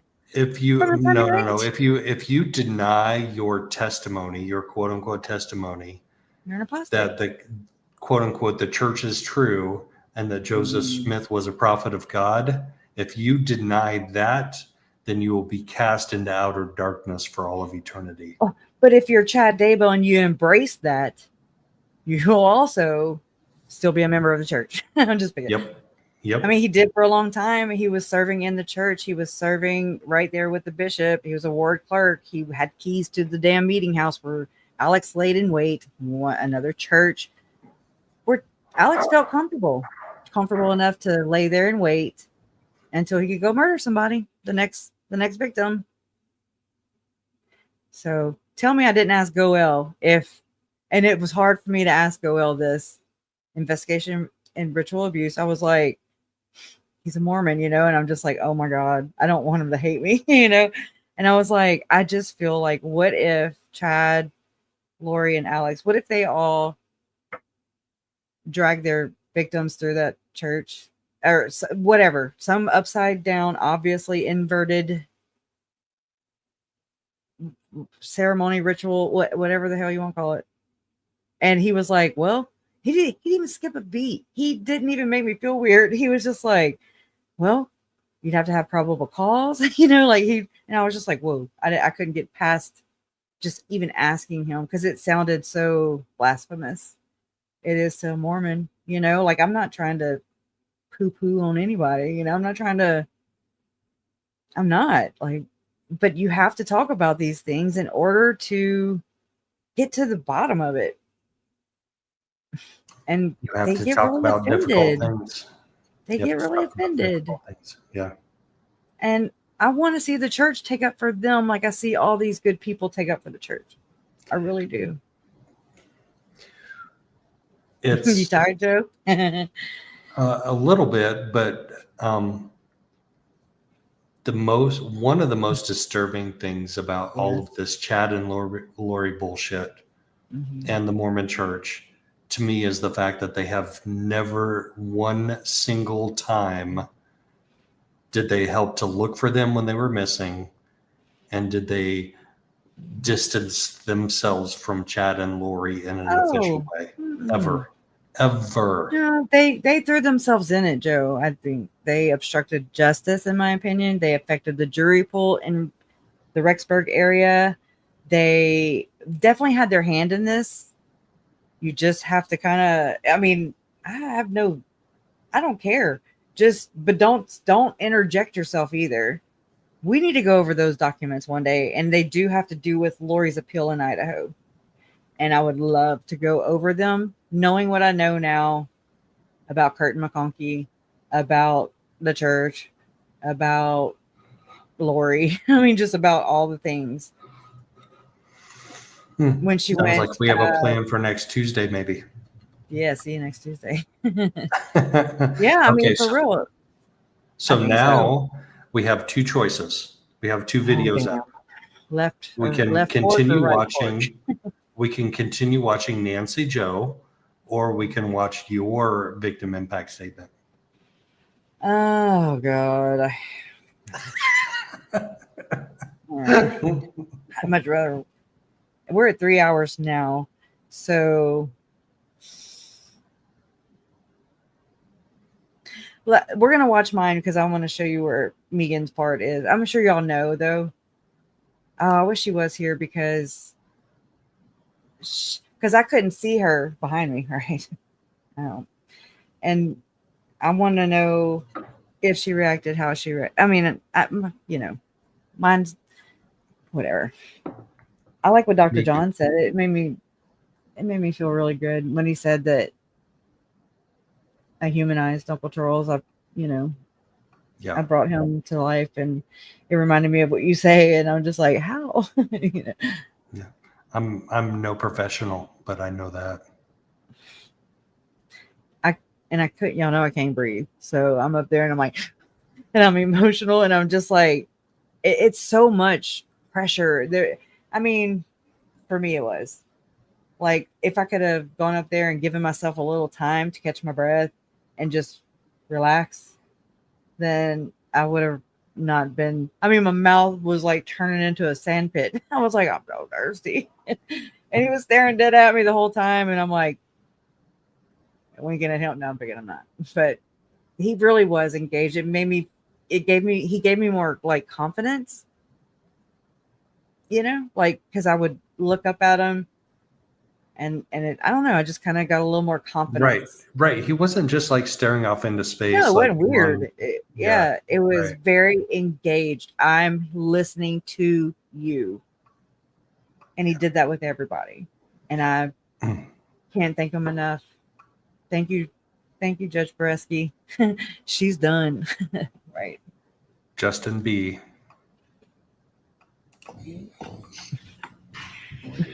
Kresha? Yes. What would you like to say? And he said my name right. All right. Let's see. My name is Kresha K. Trahan, and I stand before this court today as a voice for the shattered remains of my family. A family that has been ruthlessly decimated. Not only were lives stolen, but also our peace, our trust, and the very fabric of what a family should be. Charles, my uncle, and my mother Kay's beloved brother, was so much more than just a relative. He was a cornerstone of our family. I remember his infectious laugh. I love that, Angela. Jokes, his unwavering optimism, and his genuine care for everyone around him. He had a way of making everyone feel seen and valued. I gotta catch my breath. I gotta talk all the time. One of my fondest memories is how he was always there for my mother, his sister, Kay. Their bond was incredibly strong, and they supported each other through everything. He was the kind of man who would drop anything to help someone in need. The news of his death in July 2019 shattered me, and it sent shockwaves through our entire family. It was sudden and incomprehensible. My mother, Kay Vallow Woodcock, his sister, was also devastated. The pain of losing her brother was immense, and it was a wound that has never fully healed. It's hard to see your own mother go through these kind of things because it's something you can't fix. For me, it felt like a light had gone out in the world. We relied on his steady presence and his ability to bring people together. The initial grief was compounded by the horrific circumstances surrounding his death. To learn that his own wife was involved in his demise was a betrayal of the deepest kind. I thought I got really loud, but it added a layer of anger and disbelief to our sorrow. The questions of why and how haunted us, turning our grief into a constant ache of injustice. We now know the chilling extent of the premeditation. Records on Chad Daybell's Gmail account show searches for Ned Schneider, 1996, Death, Louisiana, and bodies possessed after original occupant dies, as early as January 28, 2019. Are you bringing the receipts? You're bringing the receipts. Yeah, I tried. Because it's so calculated. It's gross. They're gross, anyways. Yeah, we all know. I do laugh when I'm nervous. That's why I laugh here all the time. It sucks too. It's like a, yeah. And I've always looked growing, huh? It's like a yeah. Yeah, it's like a yeah. I mean, growing up, how do I say this? Again, I was 8 years old when my brother came along, so I was the oldest, and so when my mom and dad went through their divorce and everything, I was stuck in the middle, and it was very intense and awkward. And so I would try to crack jokes to break up the seriousness. It was heavy and uncomfortable, and so I do that too. And I know that I don't know how to change that, but I mean, I love to joke and have fun and whatever, but you need to change it. No, you don't need to change it. You be you. Yeah. You be you. Yeah. It is very weird to hear your voice in a microphone when you're not used to. Actually, it's weird to hear your voice in a speaker. I can't stand my voice, but people tell me I sound just like my mom. She argued with me whenever I took the bus video of JJ, Larry, and my bonus son Silas. She was like, that's me. I'm like, pay your bills. I was like, no, you were helping Uncle Charles pack. That is me. That's my video. Came out of my phone. And I mean, she was like, no. And I was like, yes, it was. And I was like, so yeah, we do sound alike, I guess. A little bit. It could be worse. I could have a mother like Lori, and thank you, Jesus. Oh, poor Tylee, man. And why would Melanie be looking at Lori like she is some kind of prize or something? And Chad, as she was calling him dad or daddy, like that's what Trina K said. I don't know. I don't think she was. I've always heard that Melanie Boudreaux was more manipulative than Lori. I don't know. I don't know her. Never met her. But holy shit, if so. I just feel This I was want before I want Brandon's kids to be safe. I even want Melanie and Ian's baby boy, or not a baby anymore, but son to be safe as well. I don't want any more children being hurt in the process of this adjudication system process. People need to be held accountable, though. Yes, they do. Girls was ever referred to as Ned Snyder. This revealed a calculated descent into her delusion. Charles was fighting for his life and for his children's future long before his death. On February 20th, 2019, Charles called Banner Life to change his beneficiary to my mother, Kay, I messed this up. specifically for his special needs son, and to place a PIN code on his account. He was clearly concerned about someone accessing his account. Someone, Just 6 days later, on February 26, 2019, he called again to finalize the change, but couldn't provide a password he had never set. That's how distraught he was. He had never set the password. I mean, he had set the password and forgot that he had set the password. You know, could be. Growing angry as he suspected fraudulent access. He was so frustrated. From March 19th to March 21st, 2019, even while Charles was alive and still married, his wife and Chad Daybell traveled from Idaho to Arizona together, as evidenced by tickets in her iCloud account. On March 21st, 2019, she was back at the Four Points, Sheraton, and Mesa using their Wi-Fi, all while plotting and believing in twisted narratives. Her so-called spiritual beliefs were nothing more than a thinly veiled excuse for murder, justification for murder. Added that. And he was like, The names I used thought for he did Charles, that. Ned Schneider, it blows, he blows, we don't know. We don't Were know. born from Chad Daybell's internet searches. Zalema's cellular phone records paint a disturbing picture of the generated belief system, with discussions about Chad's so-called. Wait, Should have mentioned Melanie. What are you doing calling out Zuzu? That's why I said I should have mentioned the Melanies too. There's too many damn witches or wenches, whatever the hell, bitches. There's too many of those casting out and Gifts wishing people to cast out dark spirits, that Right. remove swords, Yep. and place spiritual armor. This was all a grotesque fabrication designed to justify heinous crimes. There was talk of healing quicker and reversing age, for Christ's sake. Yes. Oh, wow. While actively plotting the deaths of innocent people that trusted her. Did you just take a double sigh? You saw Oh, boy, I yourself can't sigh breathe. and then you I sighed. can't breathe.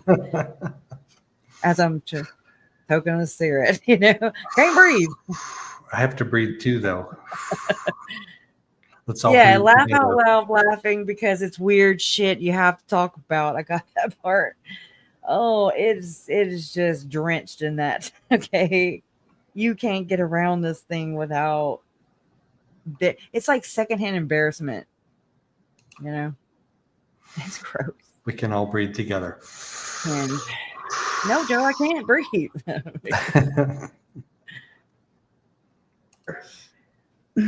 Perhaps the most heartbreaking detail is the decision Charles made to try and make his marriage work. He truly believed in reconciliation, and he really loved Lori, his wife. He took his wife back into his life, and in a text to his attorney, Taylor, he wrote, quote, "What can I say, Taylor? Love always wins," unquote. These were. So was that the origin of the love always wins, or had he said it before that? No. I picked it up right there in an email, that email.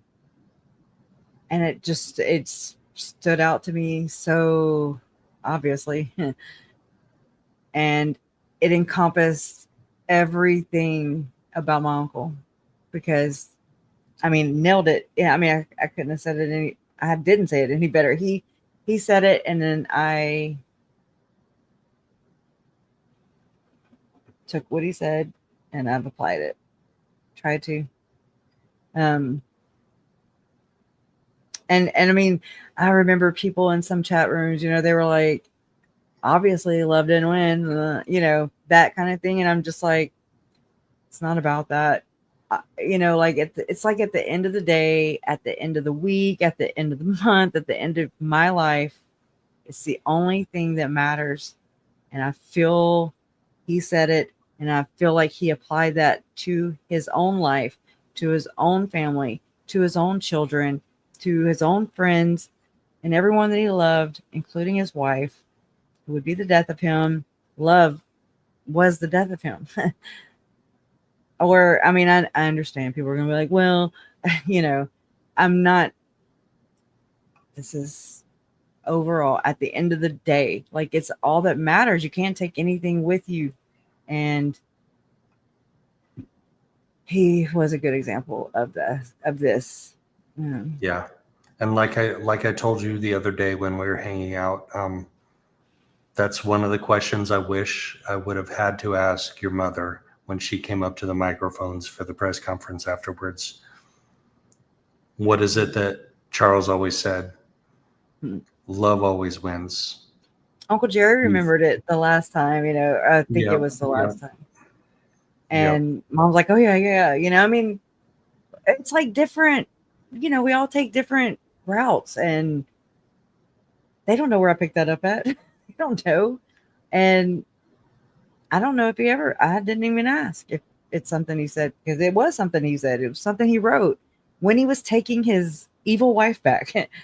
Not, just whether it was a moment of weakness, whether it was a moment of convenient, I don't know what it was. I just know,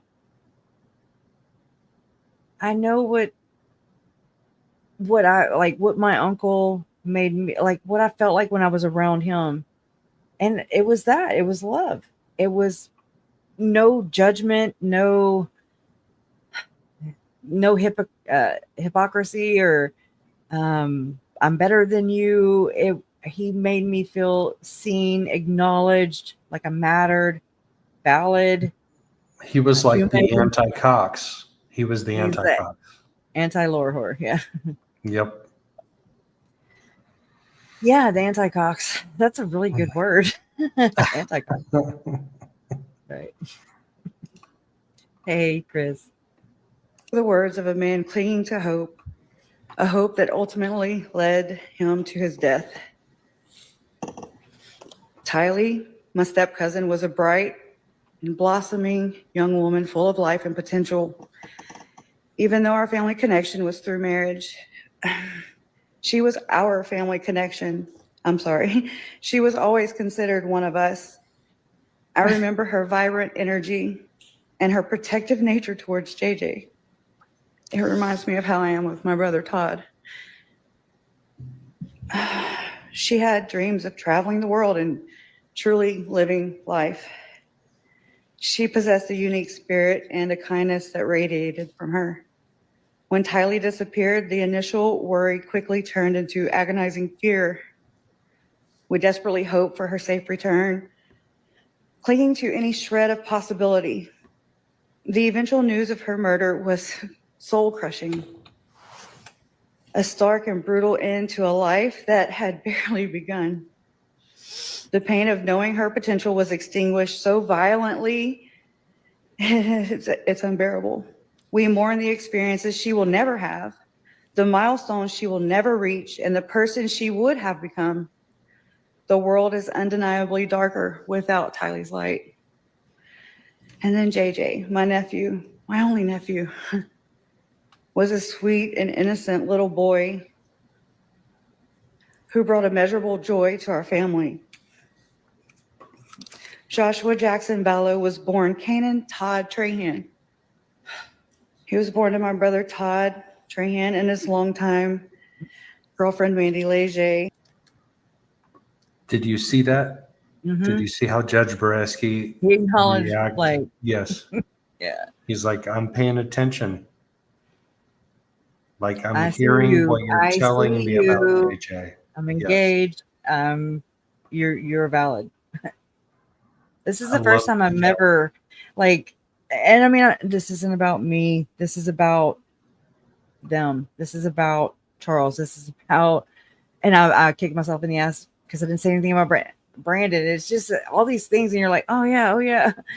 But I also have this channel, and I've been able to share, all the things that I learned, all the things that we research here. It's very difficult. but I always try to center back, and I'm not saying I'm always successful at this, but I always try to center back on Tylee, JJ, Charles, Tammy, Joe, Brandon, and all the other victims that are named and unnamed, found and unfound. You know, like I've learned so many things through this. I don't, this is probably a saying somewhere, but I remember saying it, and my friend Sue Ellen, she was like, "Oh my God, say that again." And I was like, "What?" I won't remember it. And I was like, to turn and look the other way is to silence another victim. And I just don't want to be part of that system that enables more victims, you know, to be silenced, to be never found, to be victimized, to not be seen, to not be heard.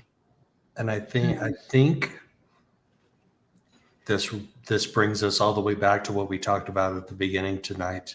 I think Trina K feels the same way, which is why she doesn't want to let Melanie off the hook. Because to turn the other way is to silence another victim.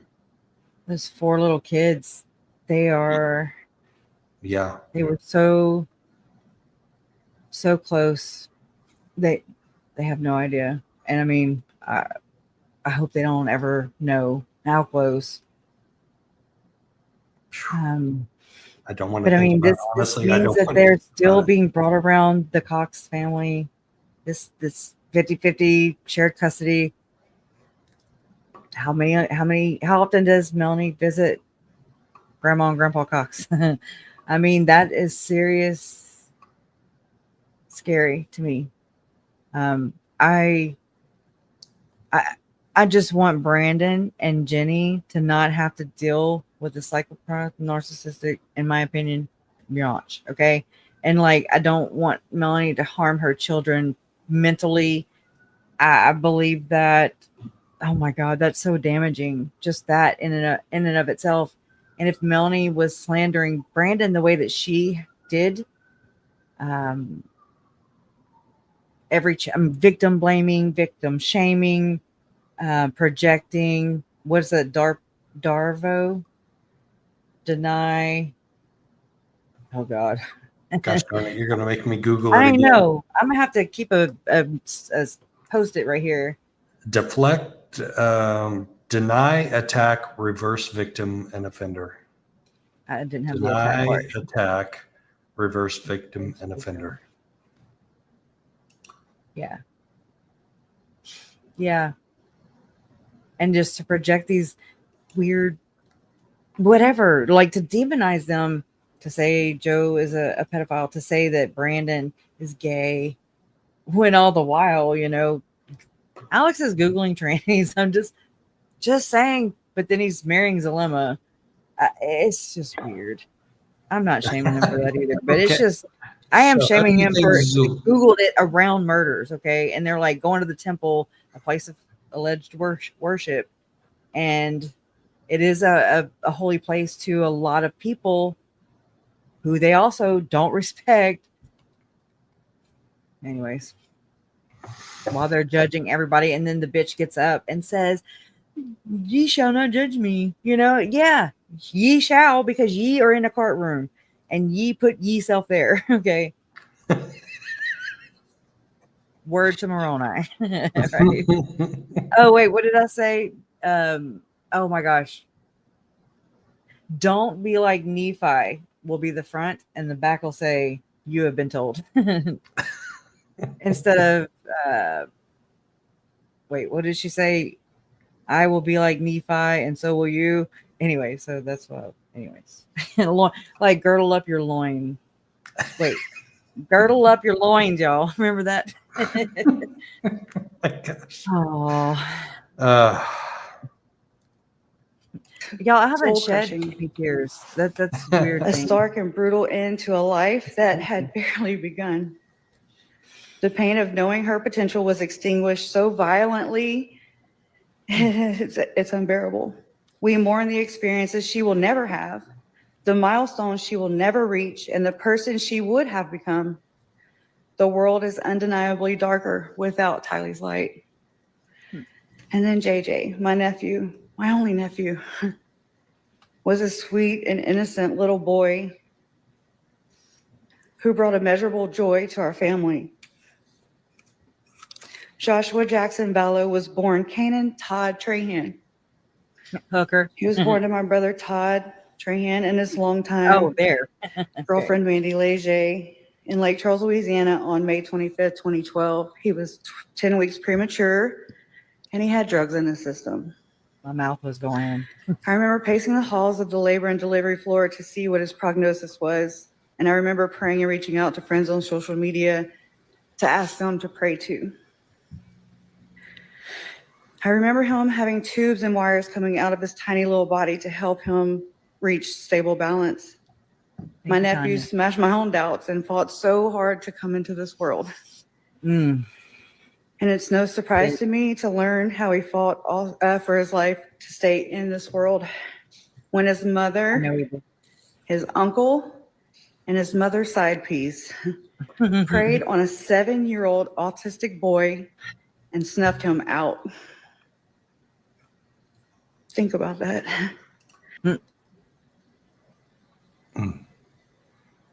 That was so powerful to me.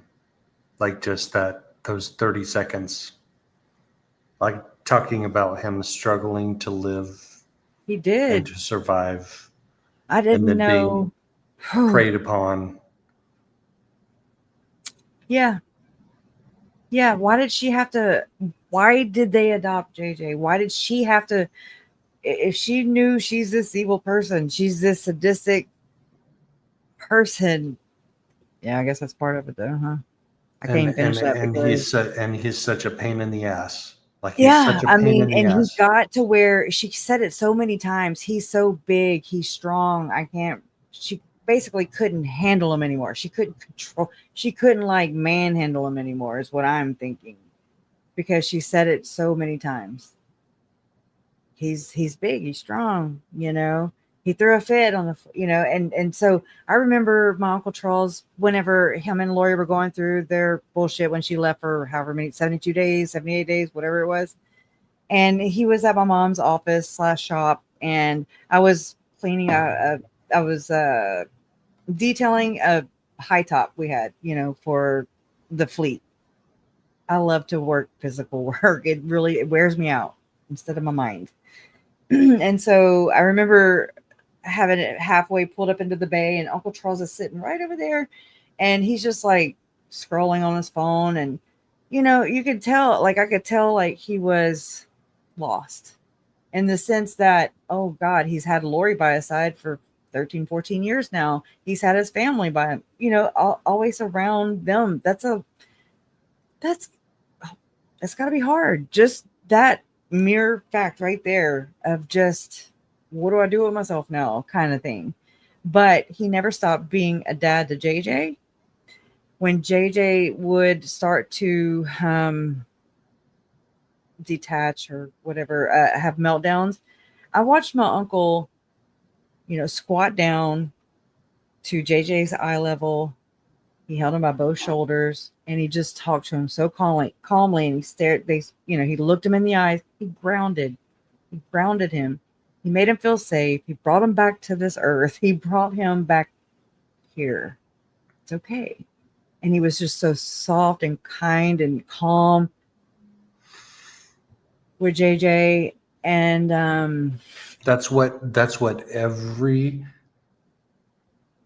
autistic child needs in their life. Depends on 100%, like to survive, to progress, to grow, to become an adolescent and then an adult.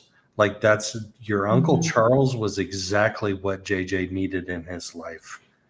That was a beautiful part of Nancy Joe's interview. I will go find the clip, because she says that JJ was Charles's love of his life. Like whomever was going to be in Charles's life would just have to accept that. I believe Nancy Joe was that person. I believe that she saw that. I mean, that not everybody sees that kind of thing. but it makes me think about what my mom said, a long time ago, where she said, no, I mean, it was after all this broke loose, but she said that Charles, no, I don't know if it was Charles, but she said that Lori never celebrated JJ's milestones like Charles did. A, B, C, D, E. I mean, just that whole thing, doing his ABCs with him. That's a milestone, right? But Lori didn't celebrate those milestones with JJ. She didn't celebrate her child that she adopted. That to me is extra because she went over and above. Why didn't she wreck her womb again? Like, why didn't she have another? I'm not saying that. I'm just being an asshole. But I do wonder why she didn't have any more children. That's comes with the culture, I wonder if there's issues there. And if so, what? Wine fire? I don't know. Okay, I'm being really snotty. I gotta turn my air conditioner off again. Later burying him in a shallow grave in the backyard of her future husband's property. As an autistic child, he had unique challenges, but also unique gifts. His infectious giggle, his love for dinosaurs and planes, and his need for a routine or memories we will forever cherish. I saw a video where he would line up his plushie toys and he would play the drums for his audience. It was so cute. Okay, sorry. My mouth is so dry. I'll never, oh, wait. Or how he sang on my parents' 56 passenger bus and then was joined by his Papa Larry to sing to one another. I'm also blessed to have captured this interaction on film that day. I never knew it would be played by news outlets all over the world when he and his sister Tylee had gone missing. He was a vulnerable and trusting child who relied on the adults in his life for love and protection. The betrayal of trust in his adoption and subsequent murder is a profound and lasting wound. She adopted him to get him out of a bad situation just to murder him? Lori Noreen Cox was an unloved daughter. She didn't even get her own name. She was never allowed to be herself. Say what? Tanya, I'm sorry. Tanya says Kresha's too damn old to have any more kids. Right. This is Megan's part right here. And I just had to throw it in because, again, she sent it to me at like 7:20, 7:30 in the morning. I was getting dressed. I had to drive there. And I mean, it was just go. I didn't have time to sit down till I sat in that jury box. And so I was really throwing things together. And so that's why there's no good transition here. But I also wanted to get as much of Megan's part in there. I wanted to get this meat in there.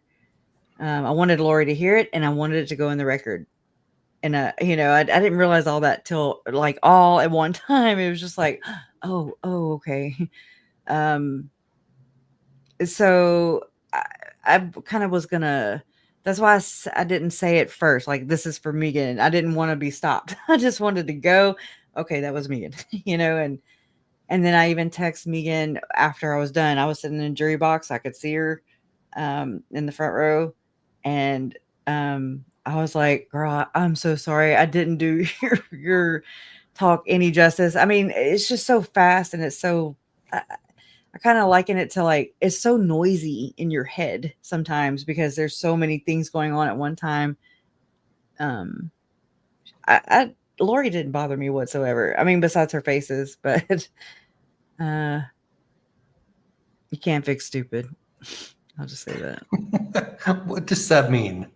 Lori, you can't fix stupid. Like, okay. I'm like Thank so you. over her. This is like, Yeah. just, I wanted to. She is too. Like, I wanted Megan to feel also seen, like I wanted her words to get in there too. I know that she would have done it for me.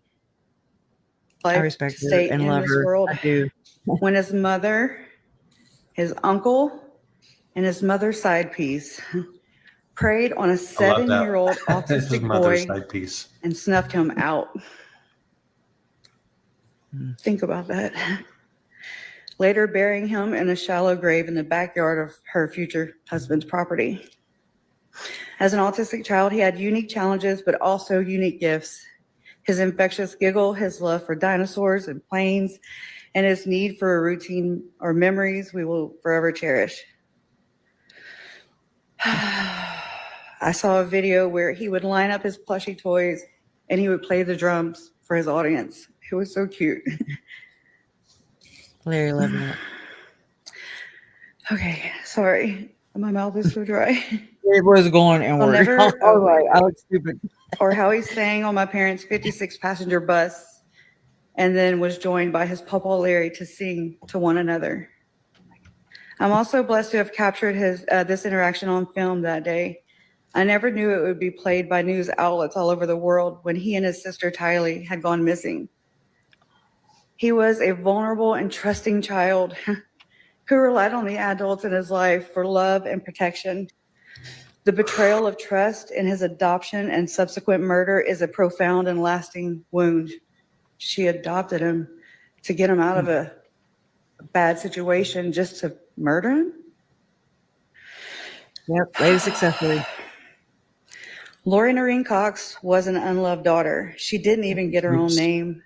She was never allowed to be herself, an individual with her own identity and her own life. I'm reading. I'm like, oh. She was always told. I know it's not keeping with the theme, and I'm like, okay, how far am I going to go with this? Right. Yeah. So.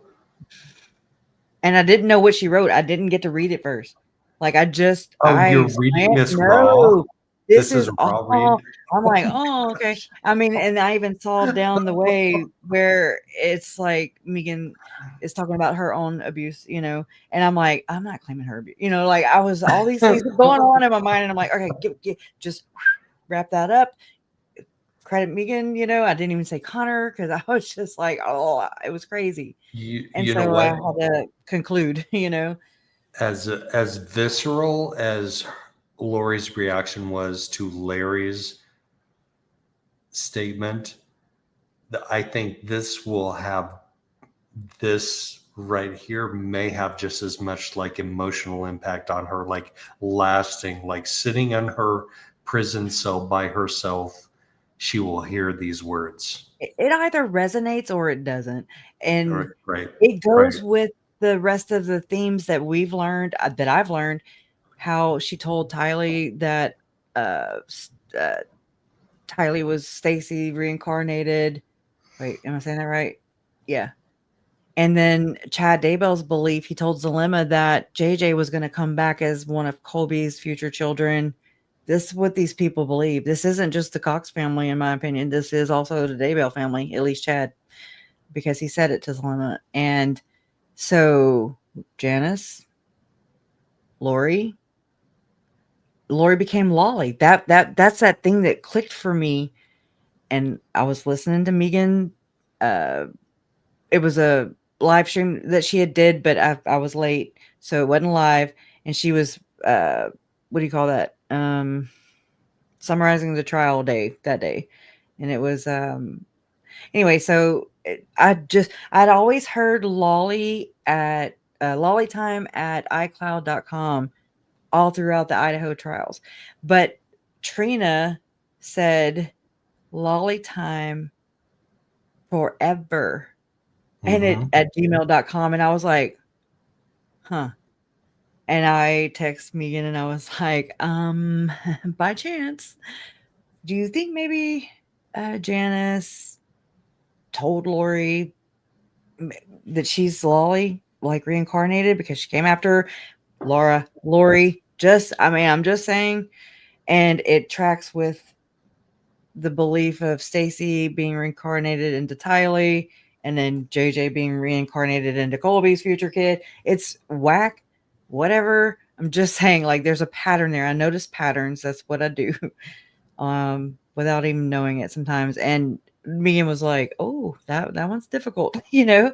And I was like, "It sounds just as crazy coming out of my mouth. It really does. Like, that's not normal. I've never had that kind of conversation with my mom or I don't have any sisters, but you know what I'm saying? Like we never had these kind of conversations. Yeah. I I don't actually know if it's have. wrong, right, or indifferent. I just know that the way that they're applying it, the way that Lori applied it, is not right. It's like Dr. Jekyll and Mr. Hyde. And it's like Lori, and then she checked out and said, F off, F my life. I'm done. And I'm not going to be a mom anymore. I'm not going to be a wife anymore.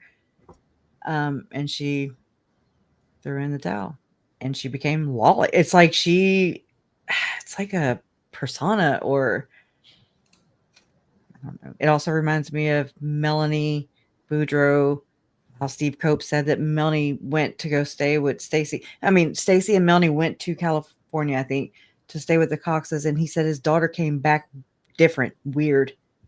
Right. She was acting like a little boy. She was like, call me Bobby, call me AJ and Alex.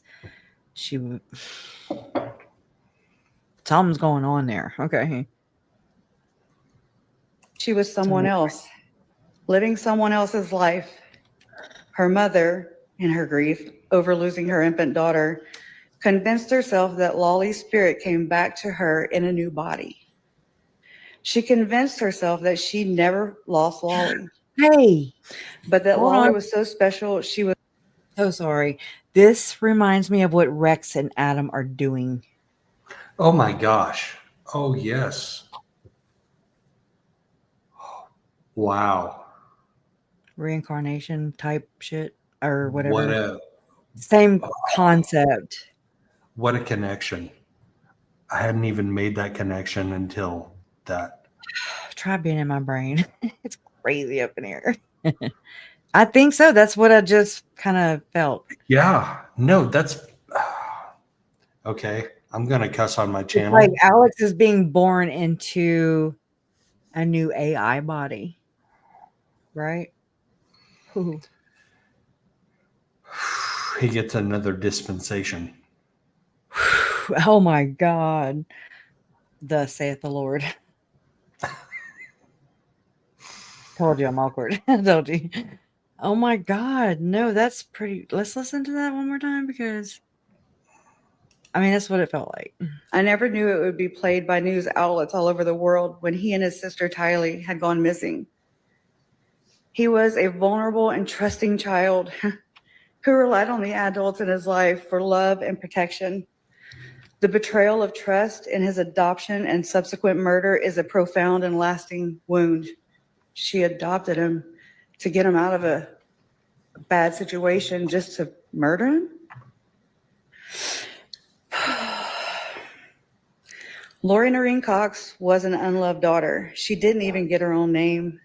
She was never allowed to be herself, an individual with her own identity and her own life.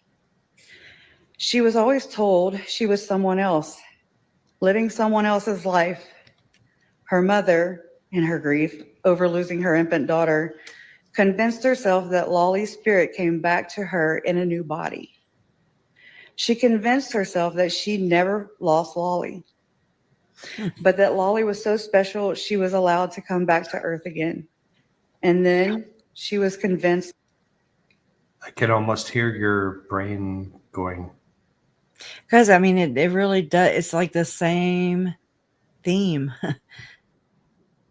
It's just Lolly was born into Lori's body, taking her autonomy, and then here's Alex. I'm serious, being born into AI, and is like Janice is to Lolly and Lori, as Alex. I mean, as Adam and Rex are to Alex. It's like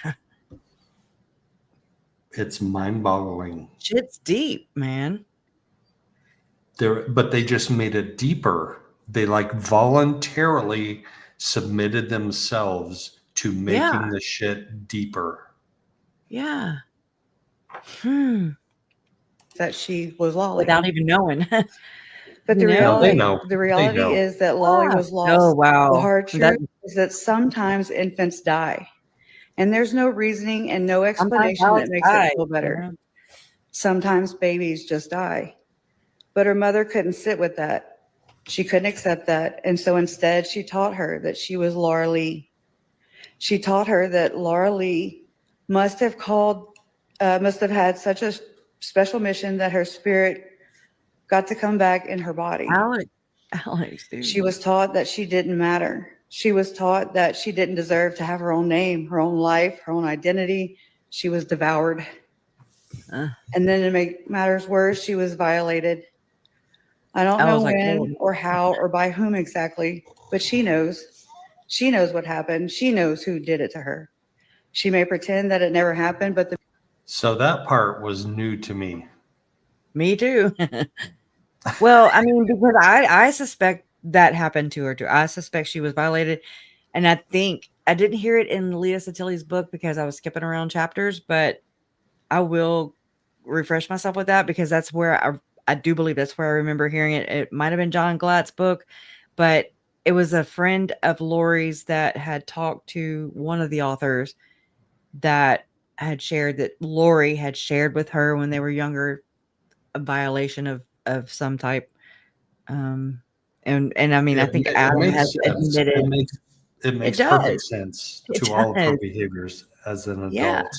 With the baby voice and yep. And it's generational. It's generational and it affects almost every family. You can't throw a rock without it, hitting another doorstep where this has happened as well. And this community, this system breeds this, and then they protect this. That's the one, there's so many more, but this one is the one that's relevant. And yeah, forgive and forget. Forgive and forget. Lori Noreen Cox was an unloved daughter. She didn't even get her own name. She was never allowed to be herself, an individual with her own identity and her own life. She was always told she was someone else, living someone else's life. Her mother, in her grief over losing her infant daughter, convinced herself that Lolly's spirit came back to her in a new body. And Alex was always Lori's She convinced protector. herself that she never lost Lolly, but that Lolly was so special she was allowed to come back to Earth again. And then she was convinced.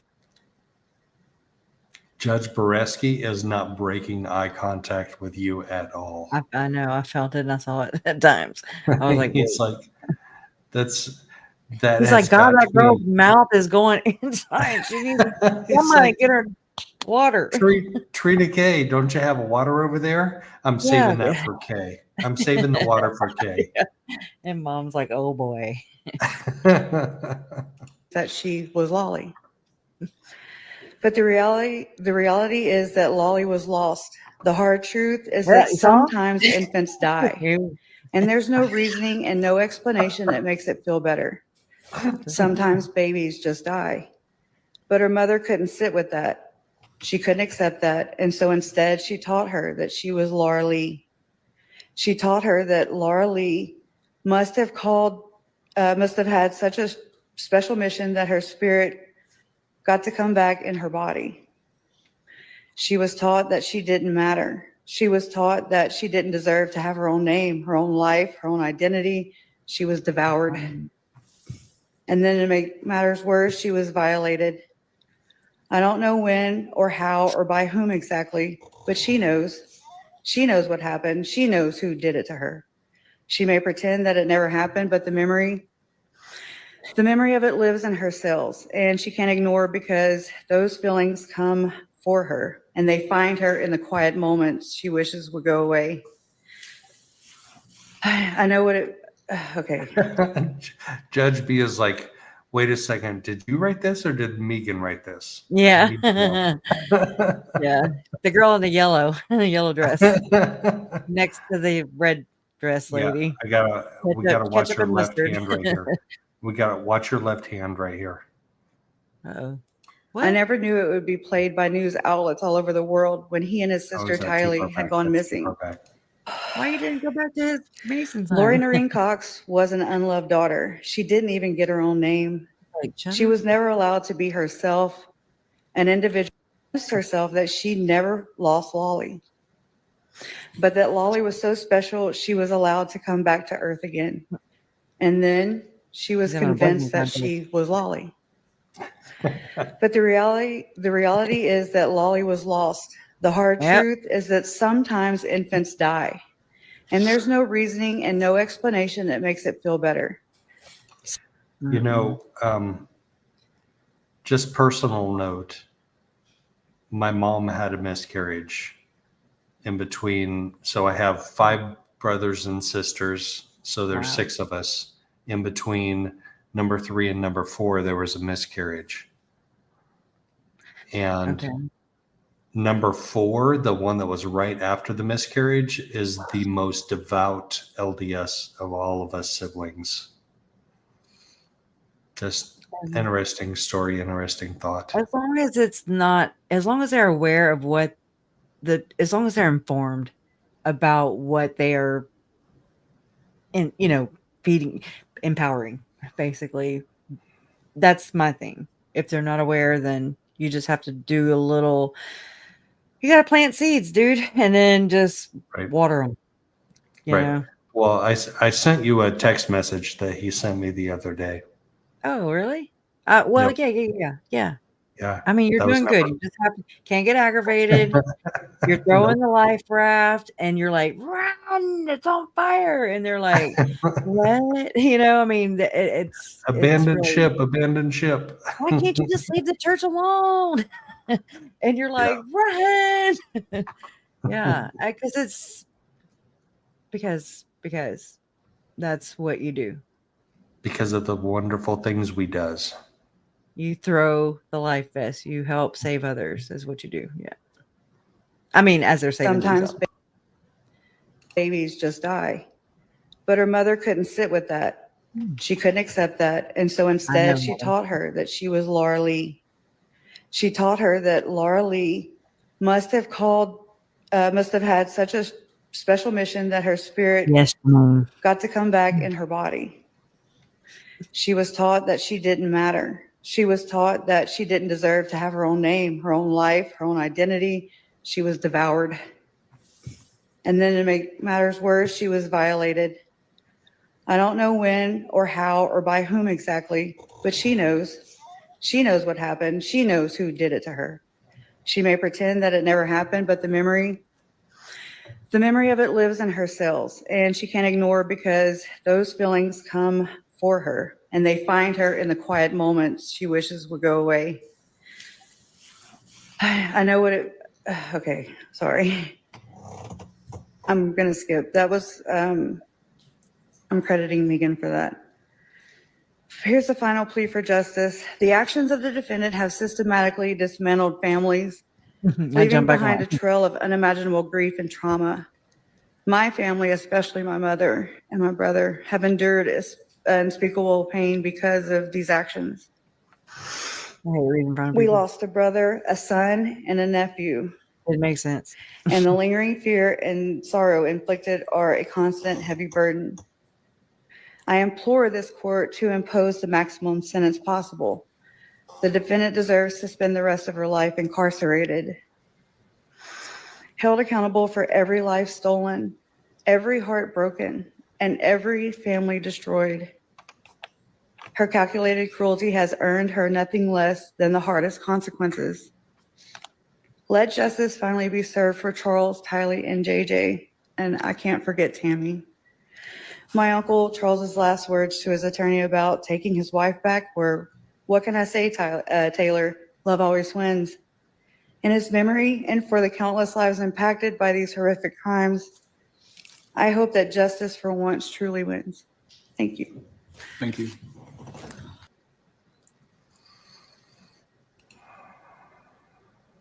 Yeah. I hugged my brother and I sat down, and then Mom got up and she went to go get in the witness stand. She went and stood there and she got her computer ready, and I'm saying it's like she just kind of she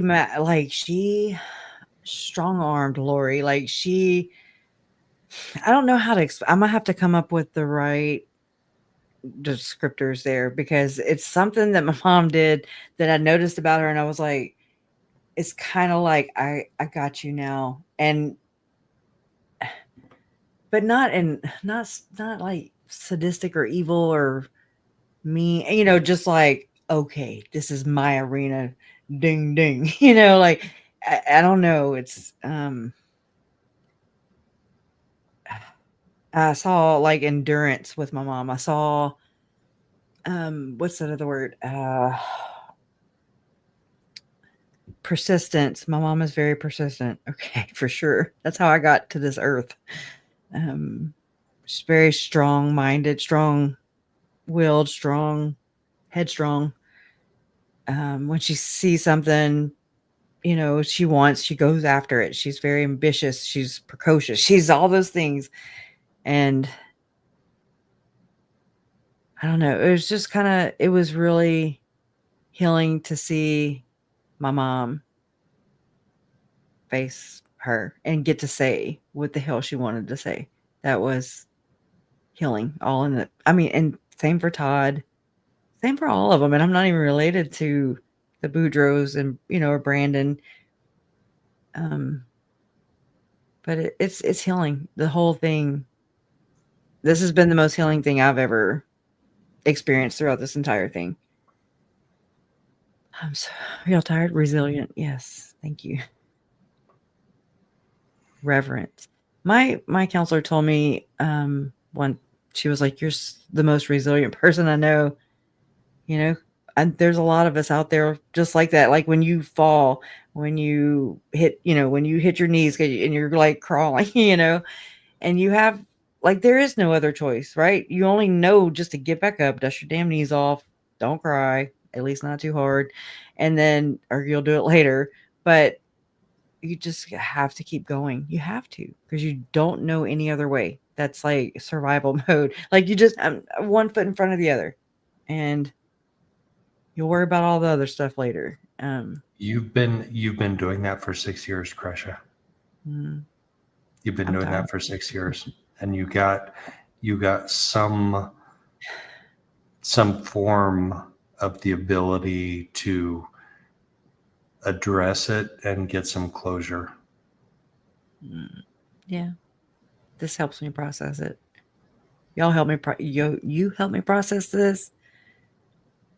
Chat helps me process this, and even maybe form some new quote unquote revelations.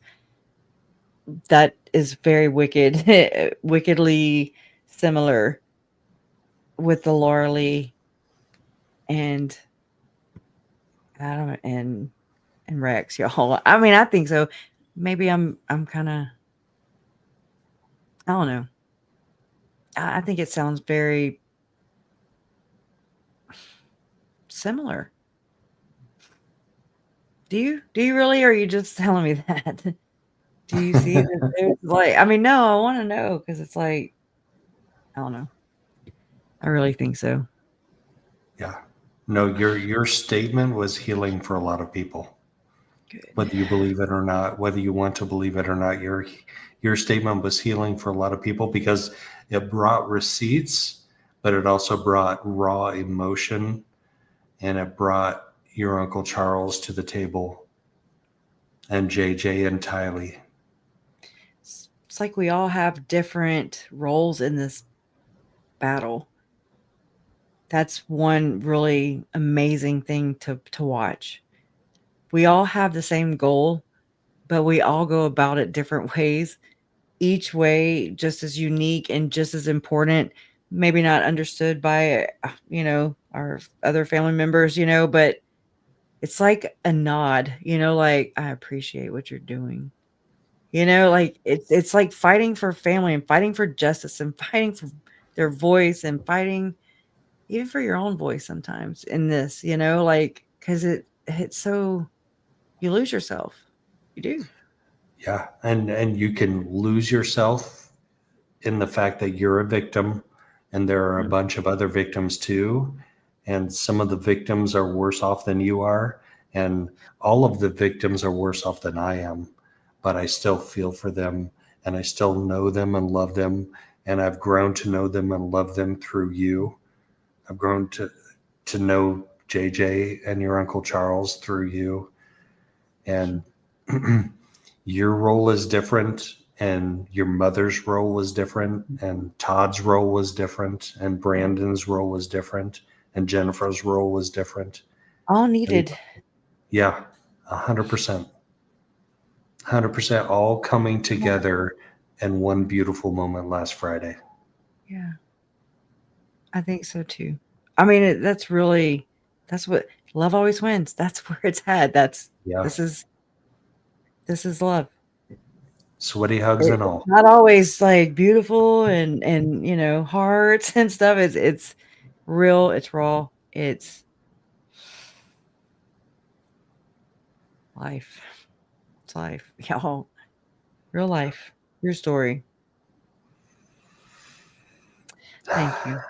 So it's been 4 hours. Are you ready? Yeah, I just looked at that too, right on the money. 4 hours. Thank you. Thank you. We appreciate you. And we're here for you. Y'all, we've got a lot to dig into still. And I don't know. As I've always been, I never knew a direction, and that's how it's continuing. So just know there's no direction, no rhyme or reason. I go where my heart leads me. I go where I feel I need to go. I open whatever book, look at a website, whatever, I just kind of go. And that's what we talk about. It's all difficult. Caitlin, thank you so much, Caitlin. Get you some snacks. Yeah, thank you, y'all, Puzzle Joe's a good Pieces. cook, by the way. Thank you. Thank you, Puzzle Pieces. Thank you, Look at Puzzle Pieces. Thank you, Treva. Lovek. Appreciate you guys. Thank you, Kelly. Thanks, everybody. Whew. I'm Thank you, tired. Kat. That's good. That's therapeutic too. This is It therapeutic. was like I don't feel like exhausted like I've been up all night. I feel like exhausted like I've done some mental, emotional therapy. A type deep of stuff. cry. Yes. Like a relief. I didn't ugly cry, not this time. Maybe next time. Oh man. All right. Chat mods, thank you everybody. Kresha, thank you so much for joining me. Thank you for allowing me to join you. Thank you. And Justice for Tylee, Charles, Tammy, JJ, Joe, and Brandon. Love always wins. love always wins. You're proof of that.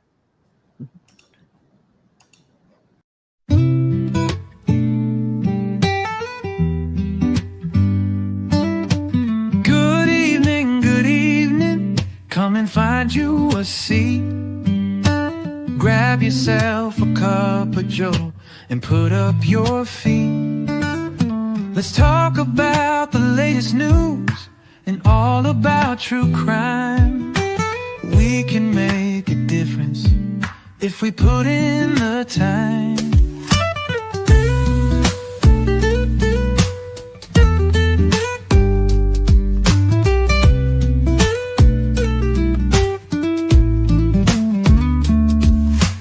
Good evening, come and find you a seat. Grab yourself a cup of joe and put up your feet.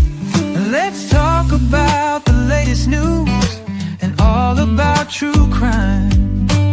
We can make a difference if we put in the time.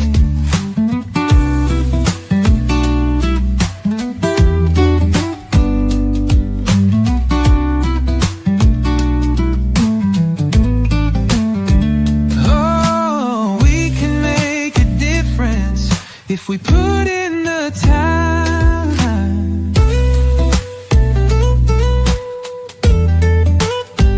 Yeah.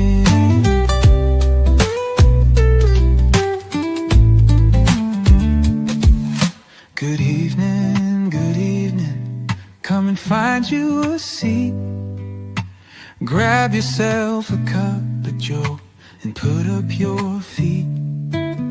Let's talk about the latest news. true crime.